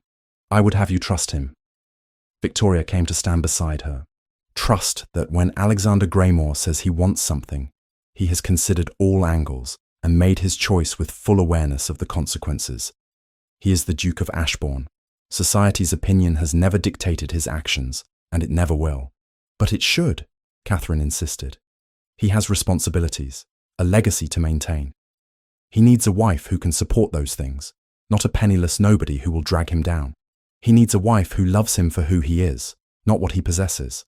A wife who challenges his thinking, who shares his values, who makes him laugh and think and feel alive. Victoria gripped Catherine's shoulders, forcing her to turn and meet her eyes. He needs you, Catherine, and unless I am very much mistaken, you need him as well. Before Catherine could respond, Lucy burst into the room, her face flushed with distress. My lady, Miss Catherine, you must come quickly. There are ladies in the entrance hall, and they are saying terrible things about Miss Catherine to the butler. Victoria's expression hardened immediately. Stay here, she commanded Catherine, then swept from the room with Lucy hurrying behind. But Catherine had never been skilled at following orders when her own reputation was at stake. She followed them to the entrance hall, arriving in time to hear Lady Henrietta Blackwell's voice ringing through the elegant space. I am merely warning you, as a friend, Lady Victoria, that you are harbouring a viper in your home. That woman arranged the entire bridge collapse to ensnare the Duke. Why else would she survive while Lady Margot conveniently died? 3 other ladies stood with Henrietta, fashionable women of middle years, whose expressions ranged from uncertain to eagerly malicious. Catherine recognised one as Mrs. Pemberton, the woman who had refused to employ her as governess. That is a vile accusation with not a shred of evidence to support it, Victoria said coldly. You will withdraw it immediately, Henrietta, or I will have you removed from my home. Evidence? Henrietta's laugh was sharp and bitter. The evidence is in her very presence here, in the Duke's unprecedented attention to a woman of no fortune or standing. She has seduced him through manipulation and false helplessness. I did nothing of the sort. Catherine stepped forward into the entrance hall, her voice steady despite the rage coursing through her veins. I nearly drowned Lady Henrietta. I watched my aunt die. I would gladly trade places with Lady Margot if I could. How dare you suggest I arrange such horror for personal gain? Because that is what women like you do, Henrietta spat, her composure cracking to reveal the venom beneath. Women with nothing to offer but a pretty face and a sob story, angling for a title and fortune they have no right to claim. You speak of women like me as though we are a different species, Catherine replied, her voice dropping to dangerous quiet. But I think you and I are not so different, Lady Henrietta. We have both set our sights on the Duke of Ashbourne. The only difference is that I never pursued him, while you have been throwing yourself at him for 2 years with increasing desperation. Henrietta's face flushed scarlet. How dare you speak to me in such a manner? How dare you come into Lady Victoria's home and slander her guest? Catherine moved closer, drawing on every ounce of dignity she possessed. You claim I have no standing, no worth beyond what the Duke's attention might grant me. Perhaps that is true, but at least I have never debased myself by pursuing a man who has shown me nothing but polite indifference. At least I have never resorted to spreading lies and poison, because I cannot accept that I am not wanted. The entrance hall fell silent, the other ladies staring at Catherine with expressions ranging from shock to grudging admiration. Even Victoria looked surprised by Catherine's vehemence. "You will regret those words," Henrietta said, her voice shaking with fury. "I will see to it that every door in London is closed to you. Every door that matters is already closed to me, Lady Henrietta.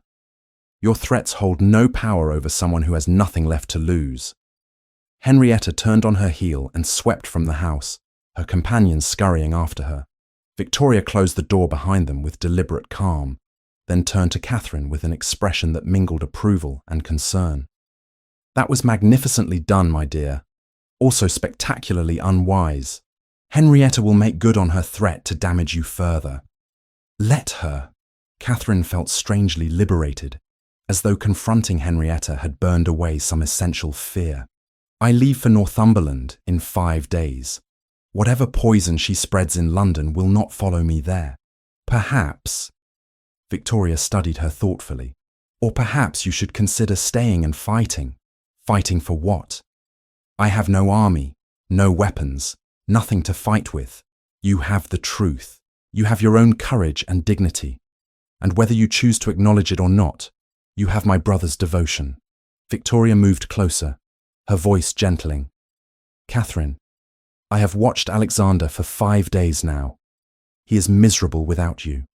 He sits in his study pretending to work while actually staring at nothing. He snaps at his servants, refuses social invitations, barely eats. This is not a man experiencing wounded pride. This is a man in love. Then he will recover once I am gone. Will he? Or will he simply retreat further into that cold isolation he inhabited before he met you?" Victoria gripped Catherine's hands. "And what of you? Will you recover from walking away from the only man who has ever seen you for who you truly are?" Catherine pulled her hands free, wrapping her arms around herself. "I do not have a choice, Lady Victoria. I cannot stay here living on your charity, and I cannot accept what your brother offers. The mathematics are simple. Love is not mathematics, Catherine. Perhaps it should be. Mathematics do not lie." That night, Catherine lay awake in her chamber, Victoria's words echoing in her mind. She thought about Alexander's face when he had told her his feelings were real, about the intensity in his blue eyes when they danced, about the way her heart had seemed to recognize something in him from the very first moment he pulled her from the Severn.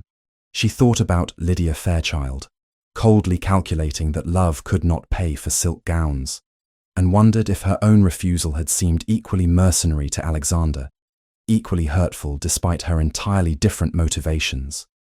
Most of all, she thought about spending the rest of her life in Northumberland, teaching other women's children, growing old in service to a family not her own, never knowing what might have been if she had simply been brave enough to trust what Alexander offered. When dawn broke, Catherine made a decision. She dressed carefully in one of the gowns Victoria had given her, arranged her hair with Lucy's help, and descended to the breakfast room with a sense of purpose she had not felt in days. "I need to speak with the Duke," she told Victoria, who was reading correspondence over her morning chocolate. "Would you send word to him that I request an audience?"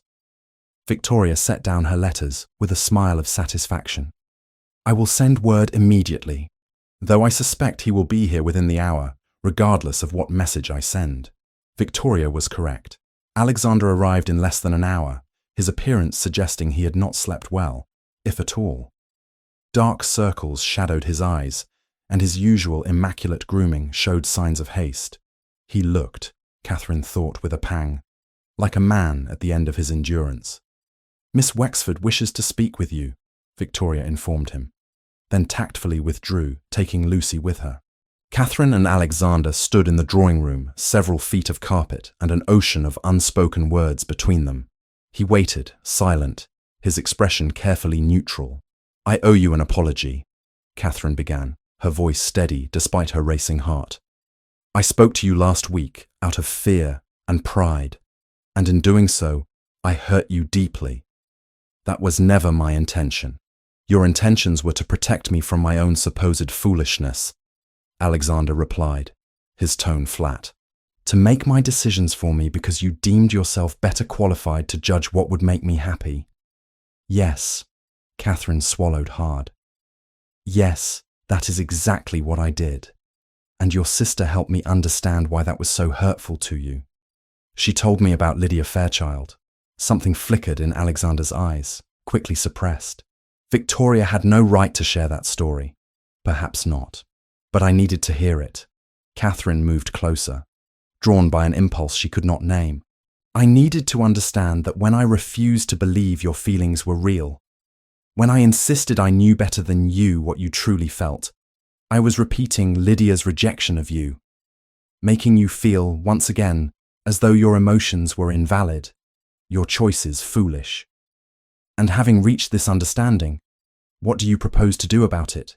His voice remained cold, but Catherine could see the tension in his jaw, the careful control he was exerting over his own emotions. I propose to tell you the truth. Catherine closed the remaining distance between them, looking up into his face with all the vulnerability she had been hiding. I refused you because I was terrified that you would come to resent me, that society would destroy you for choosing me, that I would prove to be a burden and an embarrassment. But beneath all those fears was a deeper one. I was terrified that you would realize I am not worth the sacrifice, that I am exactly what Henrietta and others say I am, someone with nothing to offer but need and gratitude. You are none of those things. Alexander's control cracked slightly, emotion bleeding into his voice. How can you not see what I see? Your strength, your courage, your absolute refusal to be diminished by circumstances that would have destroyed most people. Your intelligence, your wit, the way you challenge me instead of simply agreeing with everything I say. You are worth 10 of Henrietta Blackwell, 20 of Lydia Fairchild. Then why do I feel so small? Catherine felt tears welling up despite her best efforts. Why do I feel as though accepting what you offer would be selfish and grasping? Because you have been taught to feel that way. Alexander's hands came up to cup her face, his thumbs brushing away the tears that had begun to fall. Because your family made you believe your worth was measured only in fortune and youth and perfect adherence to their expectations. Because you have spent years being told, implicitly and explicitly, that you are less than others, not enough, undeserving of love or security or happiness. They were not wrong, Catherine whispered. They were entirely wrong. His blue eyes blazed with conviction.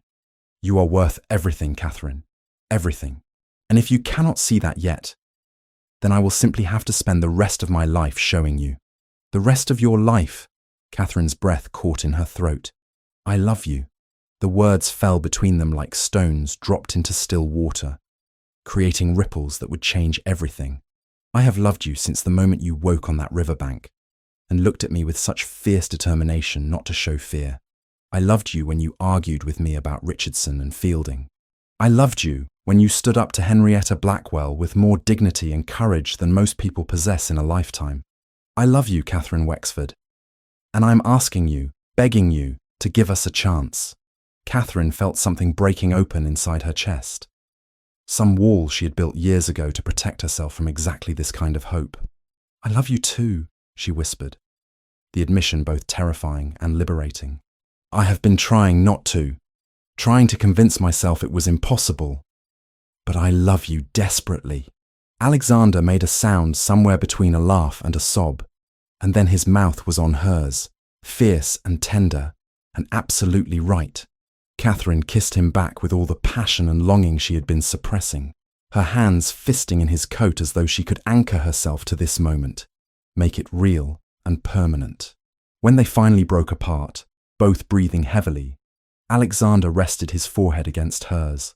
Marry me, Catherine. Not because you feel obligated, not because you have no other options, but because you love me and want to spend your life with me. Yes, Catherine said, the word emerging without conscious thought. Then, more firmly, yes, Alexander, I will marry you. He kissed her again, and this time she could feel him smiling against her lips. Thank God. I was prepared to follow you to Northumberland and camp outside the Marquess's estate until you changed your mind. Despite everything, Catherine found herself laughing. That would have caused quite the scandal. I have never particularly cared about scandal. He pulled back slightly, his expression growing more serious. But you do, and I understand that. This will not be easy, Catherine. Society will talk, will speculate about our motives. Some will always believe you are a fortune hunter who manipulated me. Can you bear that? I can bear anything, Catherine replied with newfound certainty, as long as I am with you.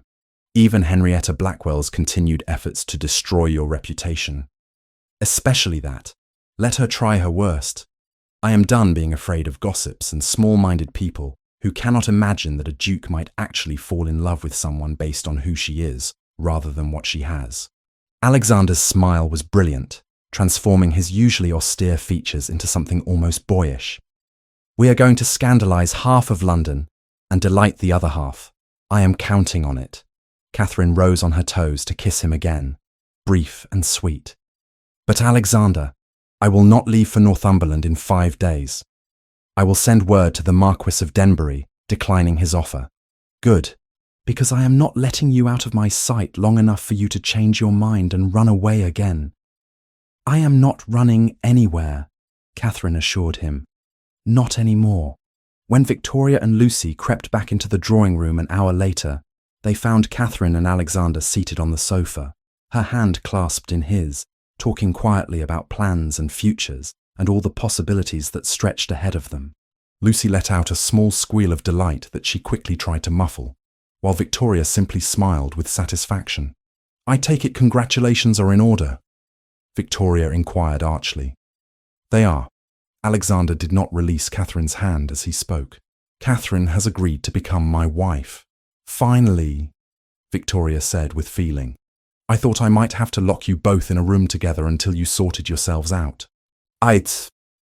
That evening, as Catherine prepared for bed with Lucy's assistance, the young maid could barely contain her excitement. Oh, miss, I am so happy for you. To think you will be a duchess. I will still be myself, Lucy, Catherine reminded her gently. A title does not change who I am. No, miss, but it will change how the world treats you. No more Mrs. Pembertons looking down their noses at you. No more Lady Henriettas spreading poison. Lady Henrietta will continue spreading poison, Catherine predicted. But you are right that it will matter less. Alexander does not care what she says, and that is what matters. His Grace loves you truly, miss. Anyone can see that. Lucy's expression grew dreamy. It is like something from a story. The poor young lady rescued from the river by the handsome Duke, and they fall in love despite everything. Yes, Catherine agreed softly, thinking of Alexander's face when he had said he loved her, the absolute certainty in his voice. It is rather like a story. Let us hope this one has a happy ending. It will, miss. I just know it will. Alone in the darkness of her chamber, Catherine allowed herself to feel the full weight of what had happened. She was engaged to Alexander Greymore, Duke of Ashbourne. In a few months, she would be his wife, a duchess, mistress of Ashbourne, and all his other properties. It was impossible, absurd, like something from one of those novels Lady Margot had loved. But it was also real. More real than anything Catherine had ever experienced. The challenges ahead would be considerable, society's judgment harsh, the adjustment to such a drastically different life overwhelming at times. But they would face it together, and that made all the difference. Catherine fell asleep with a smile on her face and Alexander's declaration echoing in her heart. I love you. 3 simple words that had changed everything. The announcement of Catherine and Alexander's engagement appeared in the Times 2 days later, sending shockwaves through London society. Within hours, calling cards began arriving at Victoria's home in alarming numbers. Some brought congratulations, others barely veiled curiosity, and a few open hostility. Catherine was reviewing these cards with Victoria when the butler appeared, his expression distressed. Lady Victoria, there are visitors in the entrance hall demanding to see Miss Wexford, a Mr. and Mrs. Richard Sutton. They refused to depart. Catherine felt the colour drain from her face. Margaret. After 3 years of silence, her sister had suddenly remembered she existed. Shall I have them removed? The butler inquired. No. Catherine rose, drawing on reserves of courage. I will see them. I am coming with you, Alexander stated firmly. He had been breakfasting with them, and showed no inclination to leave Catherine's side. Margaret Sutton stood in the entrance hall, examining the elegant surroundings with barely concealed envy. She was 23 now, still beautiful, with fair hair and delicate features. Her husband Richard stood beside her, a prosperous merchant of perhaps 40, whose discomfort was evident. "Catherine." Margaret's voice carried false warmth. "When we heard of your engagement, we simply had to come congratulate you." "Did you?" Catherine kept her voice neutral. "How thoughtful. Though I wonder why you felt the need to force your way past the butler." Margaret's smile faltered. "We were concerned you might not wish to see us, given the unfortunate misunderstandings of the past." "Misunderstandings? Is that what you call abandoning your sister while you lived in comfort with our mother? Catherine, please." Richard stepped forward. "We came to heal old wounds. Surely your current happiness renders past difficulties irrelevant." "My happiness has nothing to do with you," Catherine replied coldly. "You played no part in creating it." Margaret's false warmth evaporated. "Do not be foolish, Catherine. You are about to become a duchess.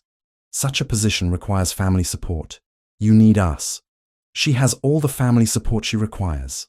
Alexander's voice cut through with icy precision. "Lady Victoria has been a true sister. You, Mrs. Sutton, have been nothing but an absence."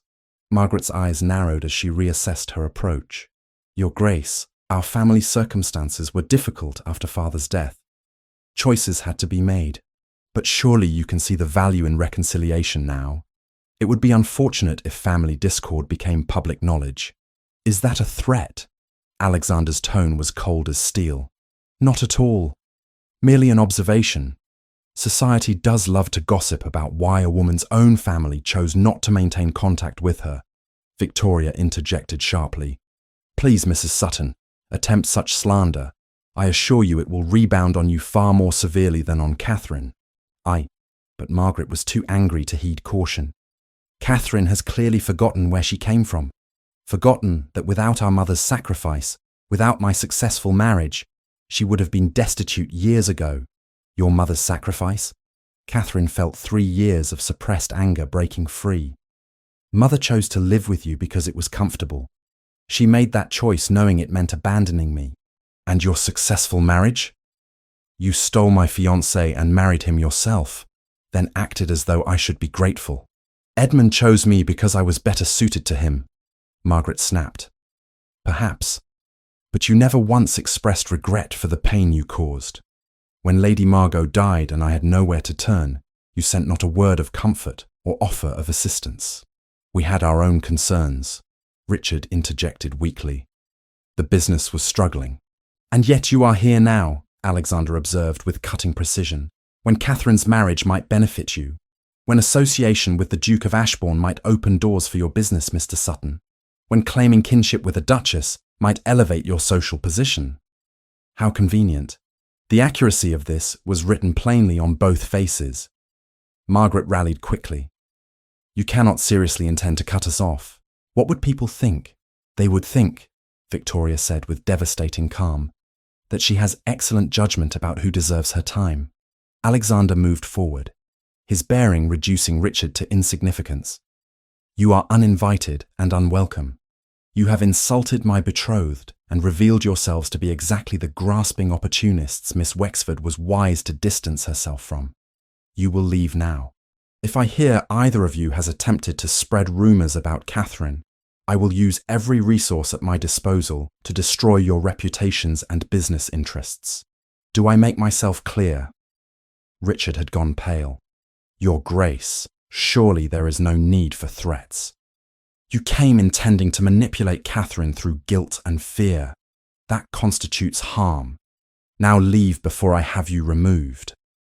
Margaret drew herself up with what dignity she could muster. "You will regret this, Catherine. When you discover your Duke is not the fairy tale you imagine, do not come crawling back to us." "I would sooner crawl through broken glass," Catherine replied steadily. "Goodbye, Margaret. Please convey my regards to Mother. She is welcome at my wedding. You and Mr. Sutton are not invited." After they departed, Catherine found herself trembling. Alexander guided her to a chair, kneeling beside her and taking her hands. "I am sorry you endured that. Do not be. It needed to happen." Catherine squeezed his hands. "I have spent 3 years making excuses for them." Hearing Margaret's true motivations spoken aloud clarified everything. 2 days later, Alexander's private investigator delivered his final report on the bridge collapse. They received him in Alexander's study, Victoria present as well. Mr. Daniels, the investigator, laid documents on the desk with precise movements. "Your Grace, my findings are both definitive and disturbing. The bridge was indeed in dangerous disrepair, but this was not simple neglect." "Proceed," Alexander commanded.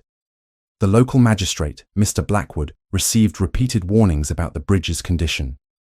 The surveyor submitted 6 reports detailing urgent need for repairs. But no repairs were made because Mr. Blackwood was embezzling the maintenance funds. He opened a document revealing columns of figures.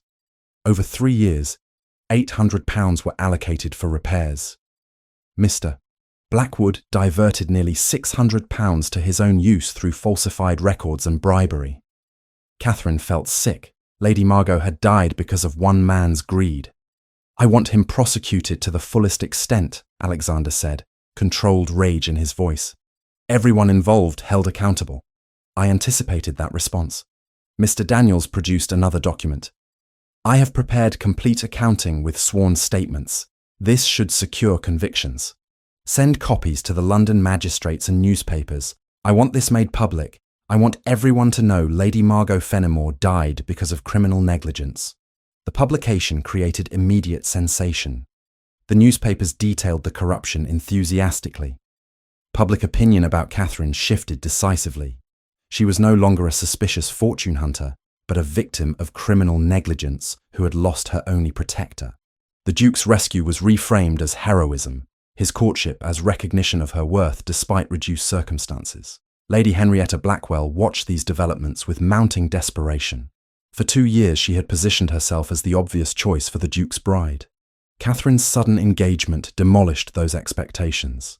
Desperate, Henrietta made one final catastrophic attempt to separate them. Rumours began circulating that the Duke had made promises to Henrietta before meeting Catherine, that they had an understanding, perhaps a verbal agreement to marry, that Catherine had deliberately inserted herself between them. The whispers might have gained traction, except Henrietta had underestimated how thoroughly Alexander had established his complete lack of interest in her. Lord Hartwell, Alexander's oldest friend, immediately wrote to the Times refuting the rumours.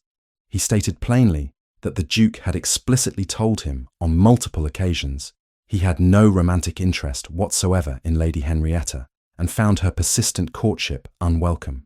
Lord and Lady Crawford made similar statements, noting they had observed Henrietta pursuing the Duke with determination while he gave her only polite indifference.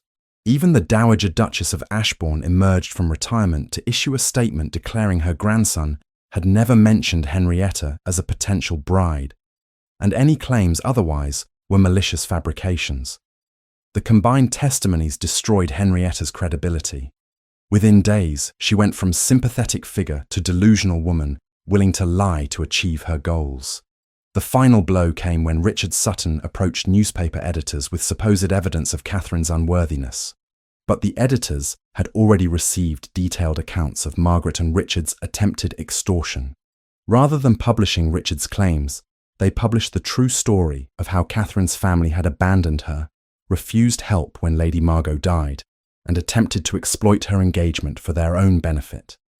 Public sympathy for Catherine became overwhelming. She was viewed as a woman who had endured tragedy, loss, and betrayal by those who should have protected her. Her engagement was seen as a fairy tale ending to suffering and resilience. "You have become something of a sensation," Victoria observed one afternoon, reviewing invitations. "Every hostess in London wants you at her event." "It is absurd," Catherine said. "I am the same person I was 2 months ago." "Everything has changed," Alexander corrected. "Now society sees you as I have always seen you, someone remarkable."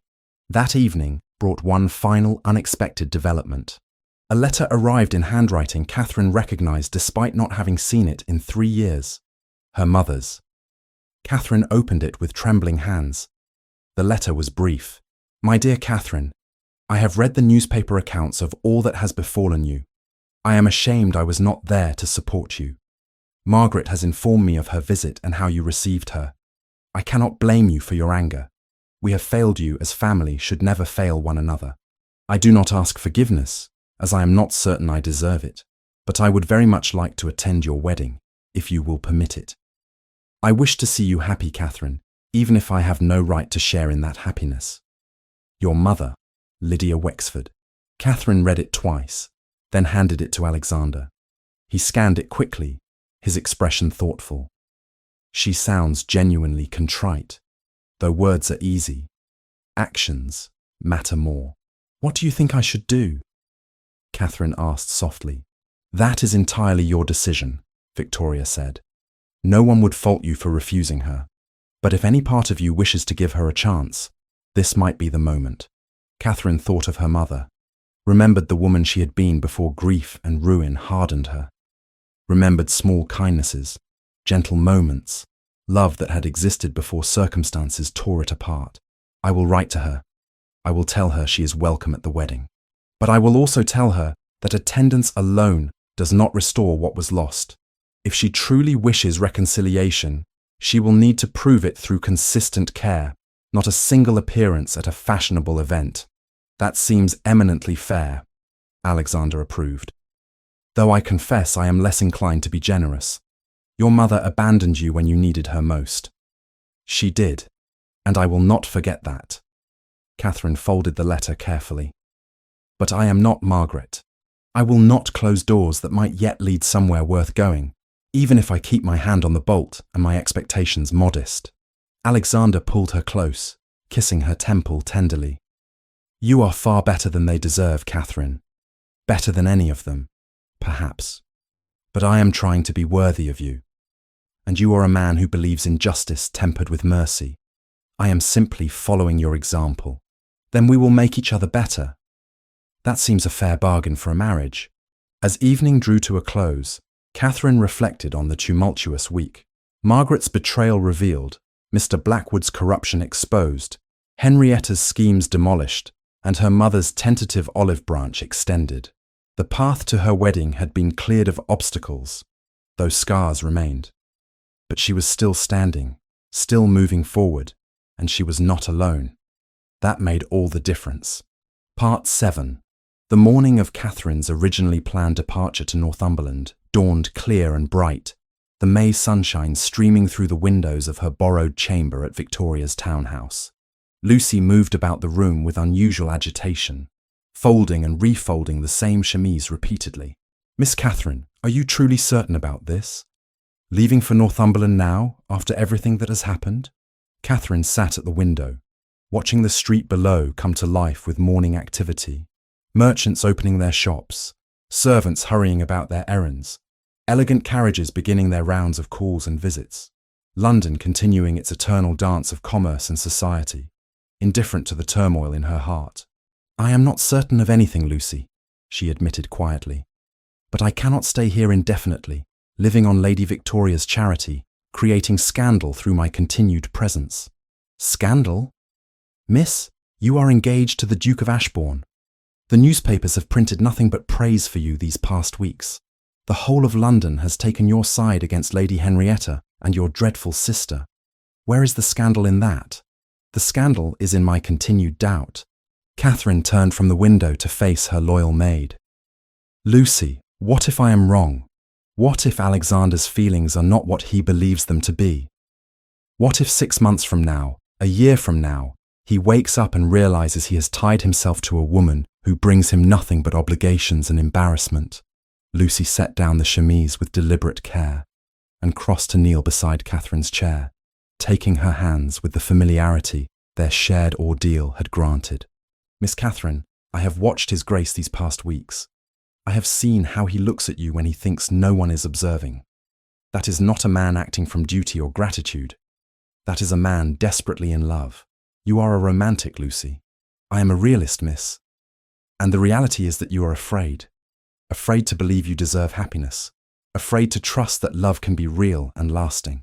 Lucy's young face was earnest. But fear is no reason to run away to Northumberland and spend the rest of your life wondering what might have been. Before Catherine could respond, the sound of carriage wheels on the cobblestones below drew her attention back to the window.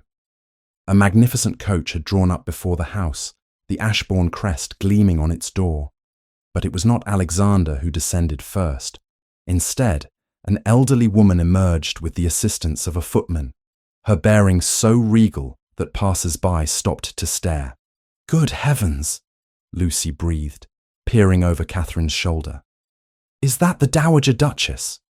It was indeed.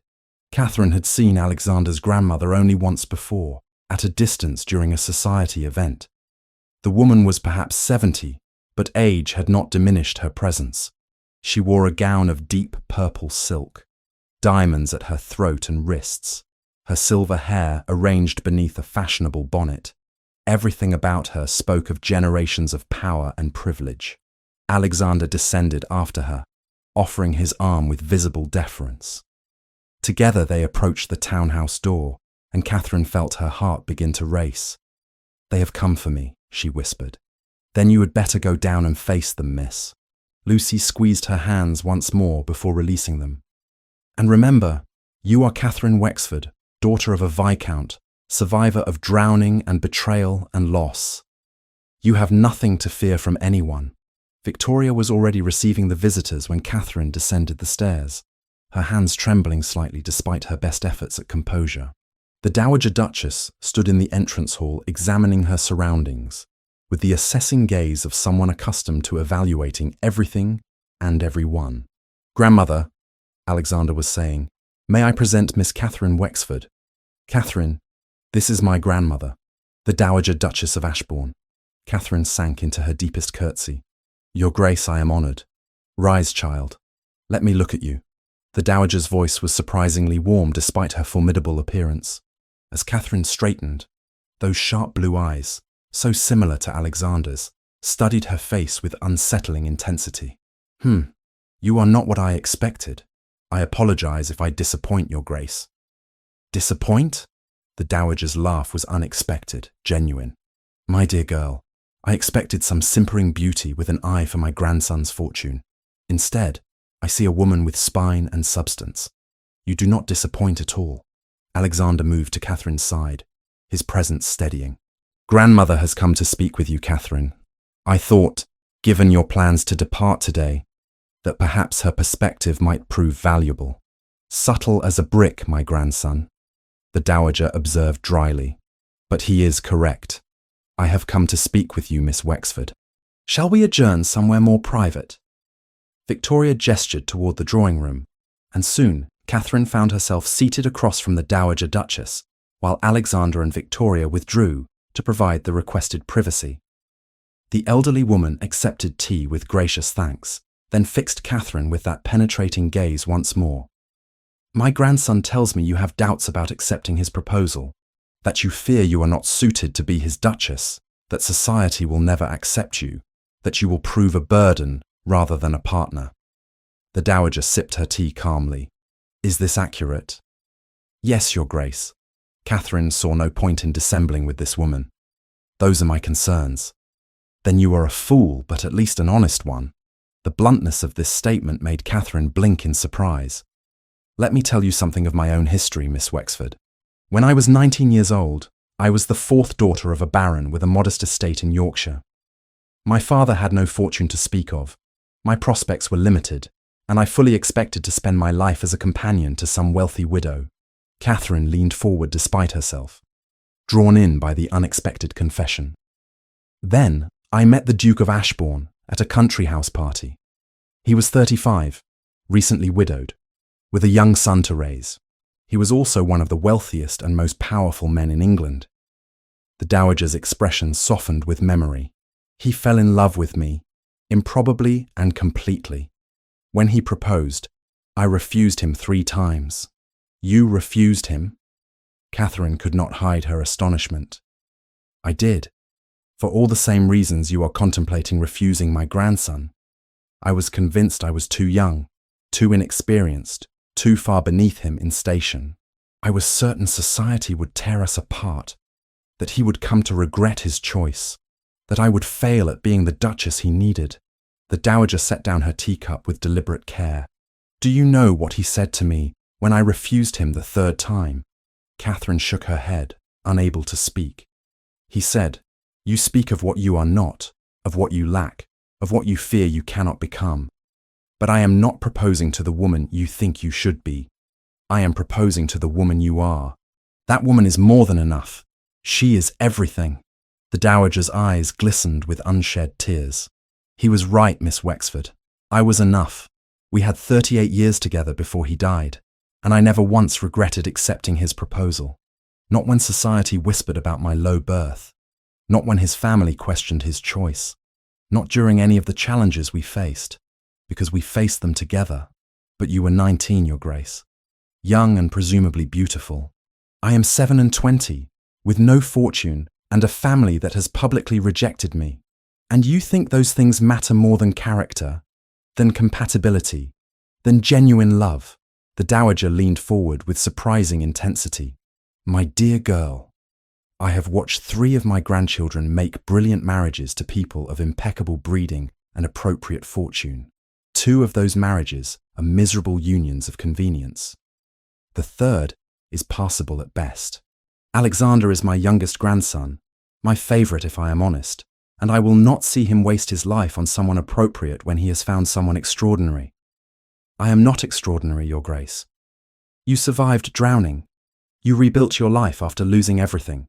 You stood up to that poisonous Henrietta Blackwell with more dignity and strength than most women twice your age could muster. You refused to be manipulated by your own family when they came crawling back, seeking advantage. And most importantly, you made my grandson, who has been cold and closed off for years, smile again, laugh again, feel again. The Dowager reached across to grip Catherine's hands.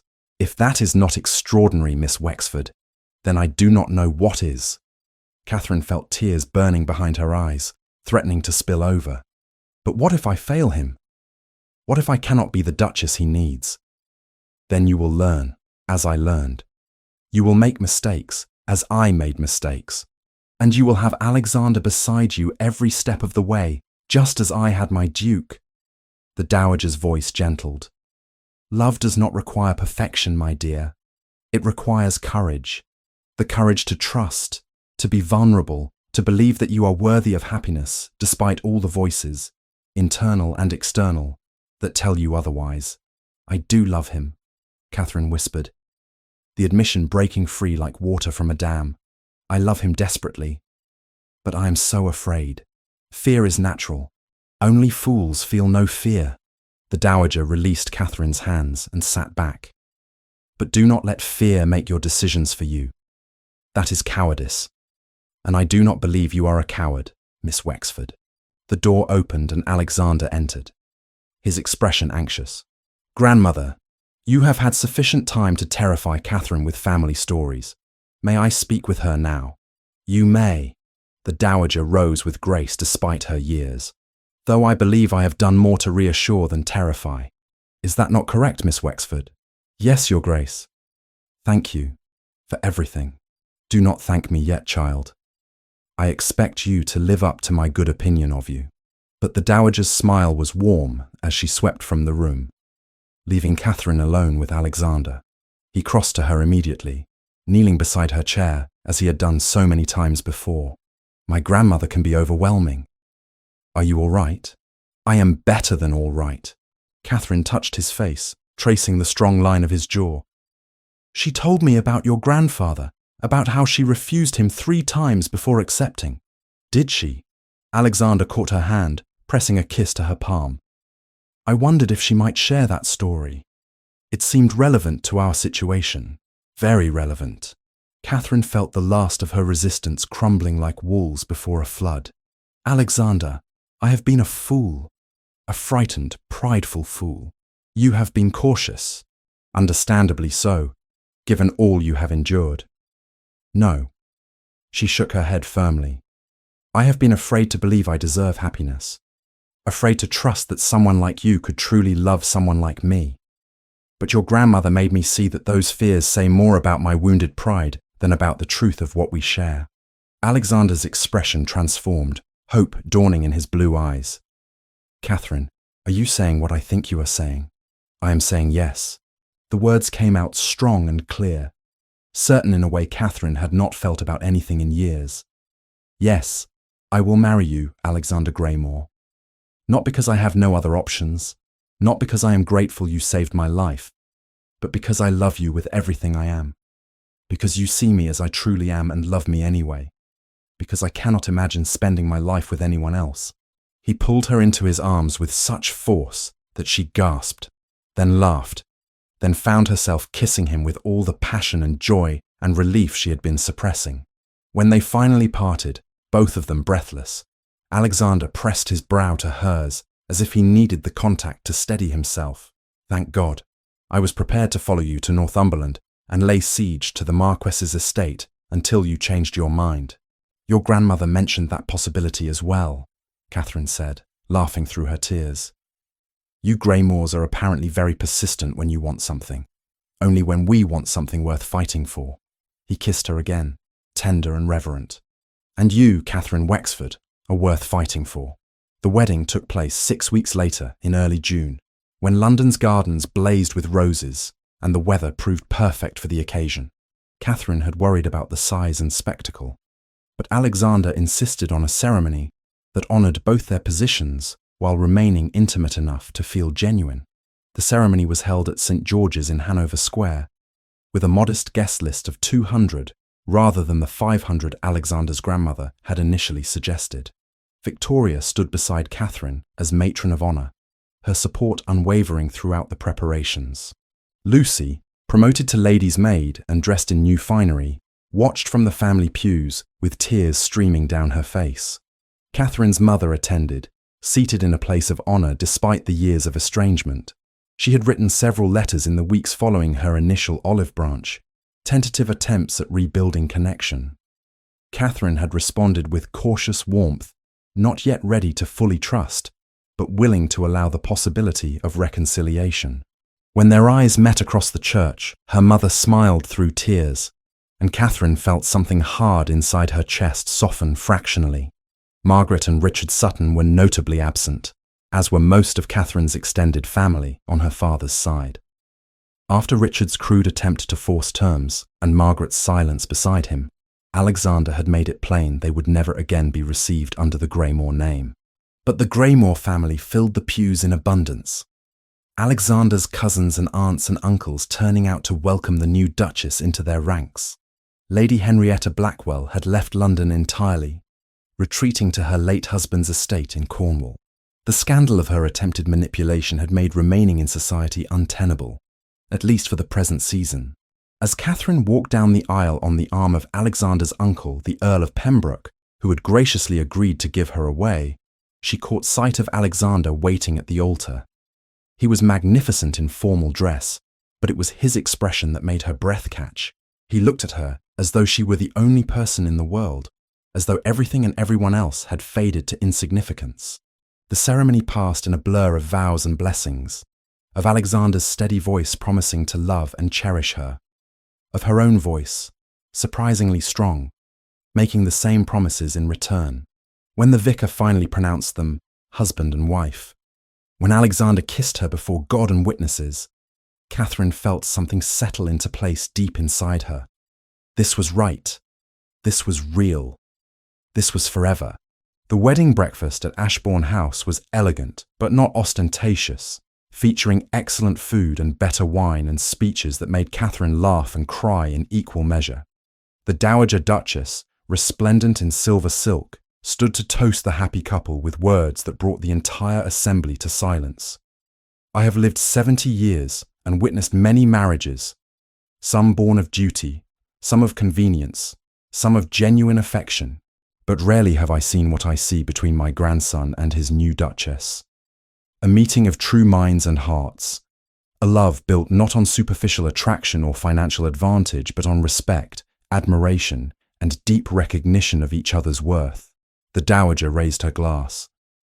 "To Alexander and Catherine, may they have as many happy years together as I had with my beloved Duke. May they face every challenge with the same courage they have shown in choosing each other. And may they never forget that love is not a fairy tale, but a commitment, renewed each day, to choose each other above all others. The toast was drunk with enthusiasm, and Catherine found herself embracing the dowager afterward, thanking her again for the wisdom that had finally broken through her fear. 17 months later, on a crisp November morning in 1810, Catherine stood on a hillside in Thornbury, overlooking the River Severn. Her condition was evident even through the warm cloak she wore against the autumn chill. She was 6 months pregnant with their first child, and Alexander hovered protectively nearby, constantly concerned about her comfort, despite her repeated assurances that she was perfectly well. Before them stood a new bridge, its stone arches solid and secure, built to standards that would ensure it lasted for generations. A plaque affixed to the central pier bore an inscription, "In memory of Lady Margot Fenimore and all those who have lost their lives to negligence and greed. May we do better." The bridge was only one part of the foundation Catherine had established, using her influence as Duchess of Ashbourne. The Fenimore Foundation worked throughout England to improve road and bridge safety, to hold corrupt officials accountable, to ensure that what had happened at the Severn could never happen again. It had become Catherine's purpose, her way of transforming tragedy into meaningful change. Alexander stood beside her, his arm around her waist, supporting her as they watched the small crowd gathered for the dedication ceremony. Local officials, engineers, and families who had been affected by the old bridge's collapse all stood witness to this moment of transformation. "Your aunt would be proud," Alexander murmured. "You have turned her death into something that will save countless lives." "I hope so." Catherine leaned into his warmth. "She deserved better than to die because someone valued gold over human life. Now, perhaps, others will be spared that fate. Because of you. Because you refused to let grief and anger be the end of the story." Lucy appeared at Catherine's other side, radiant in her own right. She had married Alexander's secretary, Mr. Thomas Brennan, 6 months earlier, in a ceremony Catherine had helped arrange. The young woman now served as Catherine's personal companion and assistant in running the foundation's daily operations. "Your Grace, the mayor is ready to begin the dedication," Lucy informed her. As they moved toward the gathering, Catherine reflected on the impossible journey that had brought her to this moment. From drowning in icy water to standing here as a duchess, pregnant and loved and purposeful. From believing herself worthless to understanding that worth was not measured in fortune or beauty, or adherence to society's narrow expectations, but in courage, compassion, and the willingness to keep moving forward despite fear. The dedication ceremony concluded with the cutting of a ribbon, the first wagons crossing the new bridge to enthusiastic applause. As the crowd began to disperse, Catherine's mother approached hesitantly, having travelled from London specifically for this occasion. "Catherine, my dear, the bridge is magnificent. Lady Margot would be so proud of what you have accomplished in her memory." Their relationship remained tentative, neither woman able to fully forget the years of separation and hurt. But they were trying, awkwardly and imperfectly, to rebuild some connection. It would never be what it might have been, but it was something. And something, Catherine had learned, was better than nothing when it came from genuine effort. That evening, as Catherine and Alexander prepared for bed in their comfortable chamber at the Rose and Crown, the same inn where they had first truly spoken after the accident, she caught sight of herself in the mirror. Her reflection showed a woman transformed. Not in appearance, though pregnancy had softened her features and brought colour to her cheeks, but in bearing. She stood differently now, carried herself with confidence born of surviving trials and emerging stronger. "What are you thinking?" Alexander asked, coming to stand behind her, his hands settling on her shoulders. "I am thinking that I almost refused this. All of this. You, our child. This life we are building together. I almost let fear and pride convince me I did not deserve happiness. But you did not refuse. You chose courage instead." He kissed her temple. "That is what matters. Your grandmother's courage, really. She is the one who finally broke through my stubborn pride." "Grandmother has that effect on people," Alexander smiled, "though I suspect you would have come to the same conclusion eventually. You are too intelligent to let fear make your decisions indefinitely. Catherine turned in his arms, looking up into the face she loved more than she had thought possible to love anyone. I am grateful I did not have to find out. I am grateful for every day we have together, for every challenge we face as partners, for everything this marriage has taught me about trust and vulnerability, and the strength that comes from allowing yourself to be loved. As am I. Alexander's expression grew serious. You have made me better, Catherine. Softer where I was hard, more open where I was closed. You have reminded me that power is meant to be used in service of justice, that rank carries responsibilities to those with less, that love is not a weakness, but the greatest strength we possess. They held each other in the firelight, two people who had found each other in the worst of circumstances and forged from tragedy something beautiful and enduring.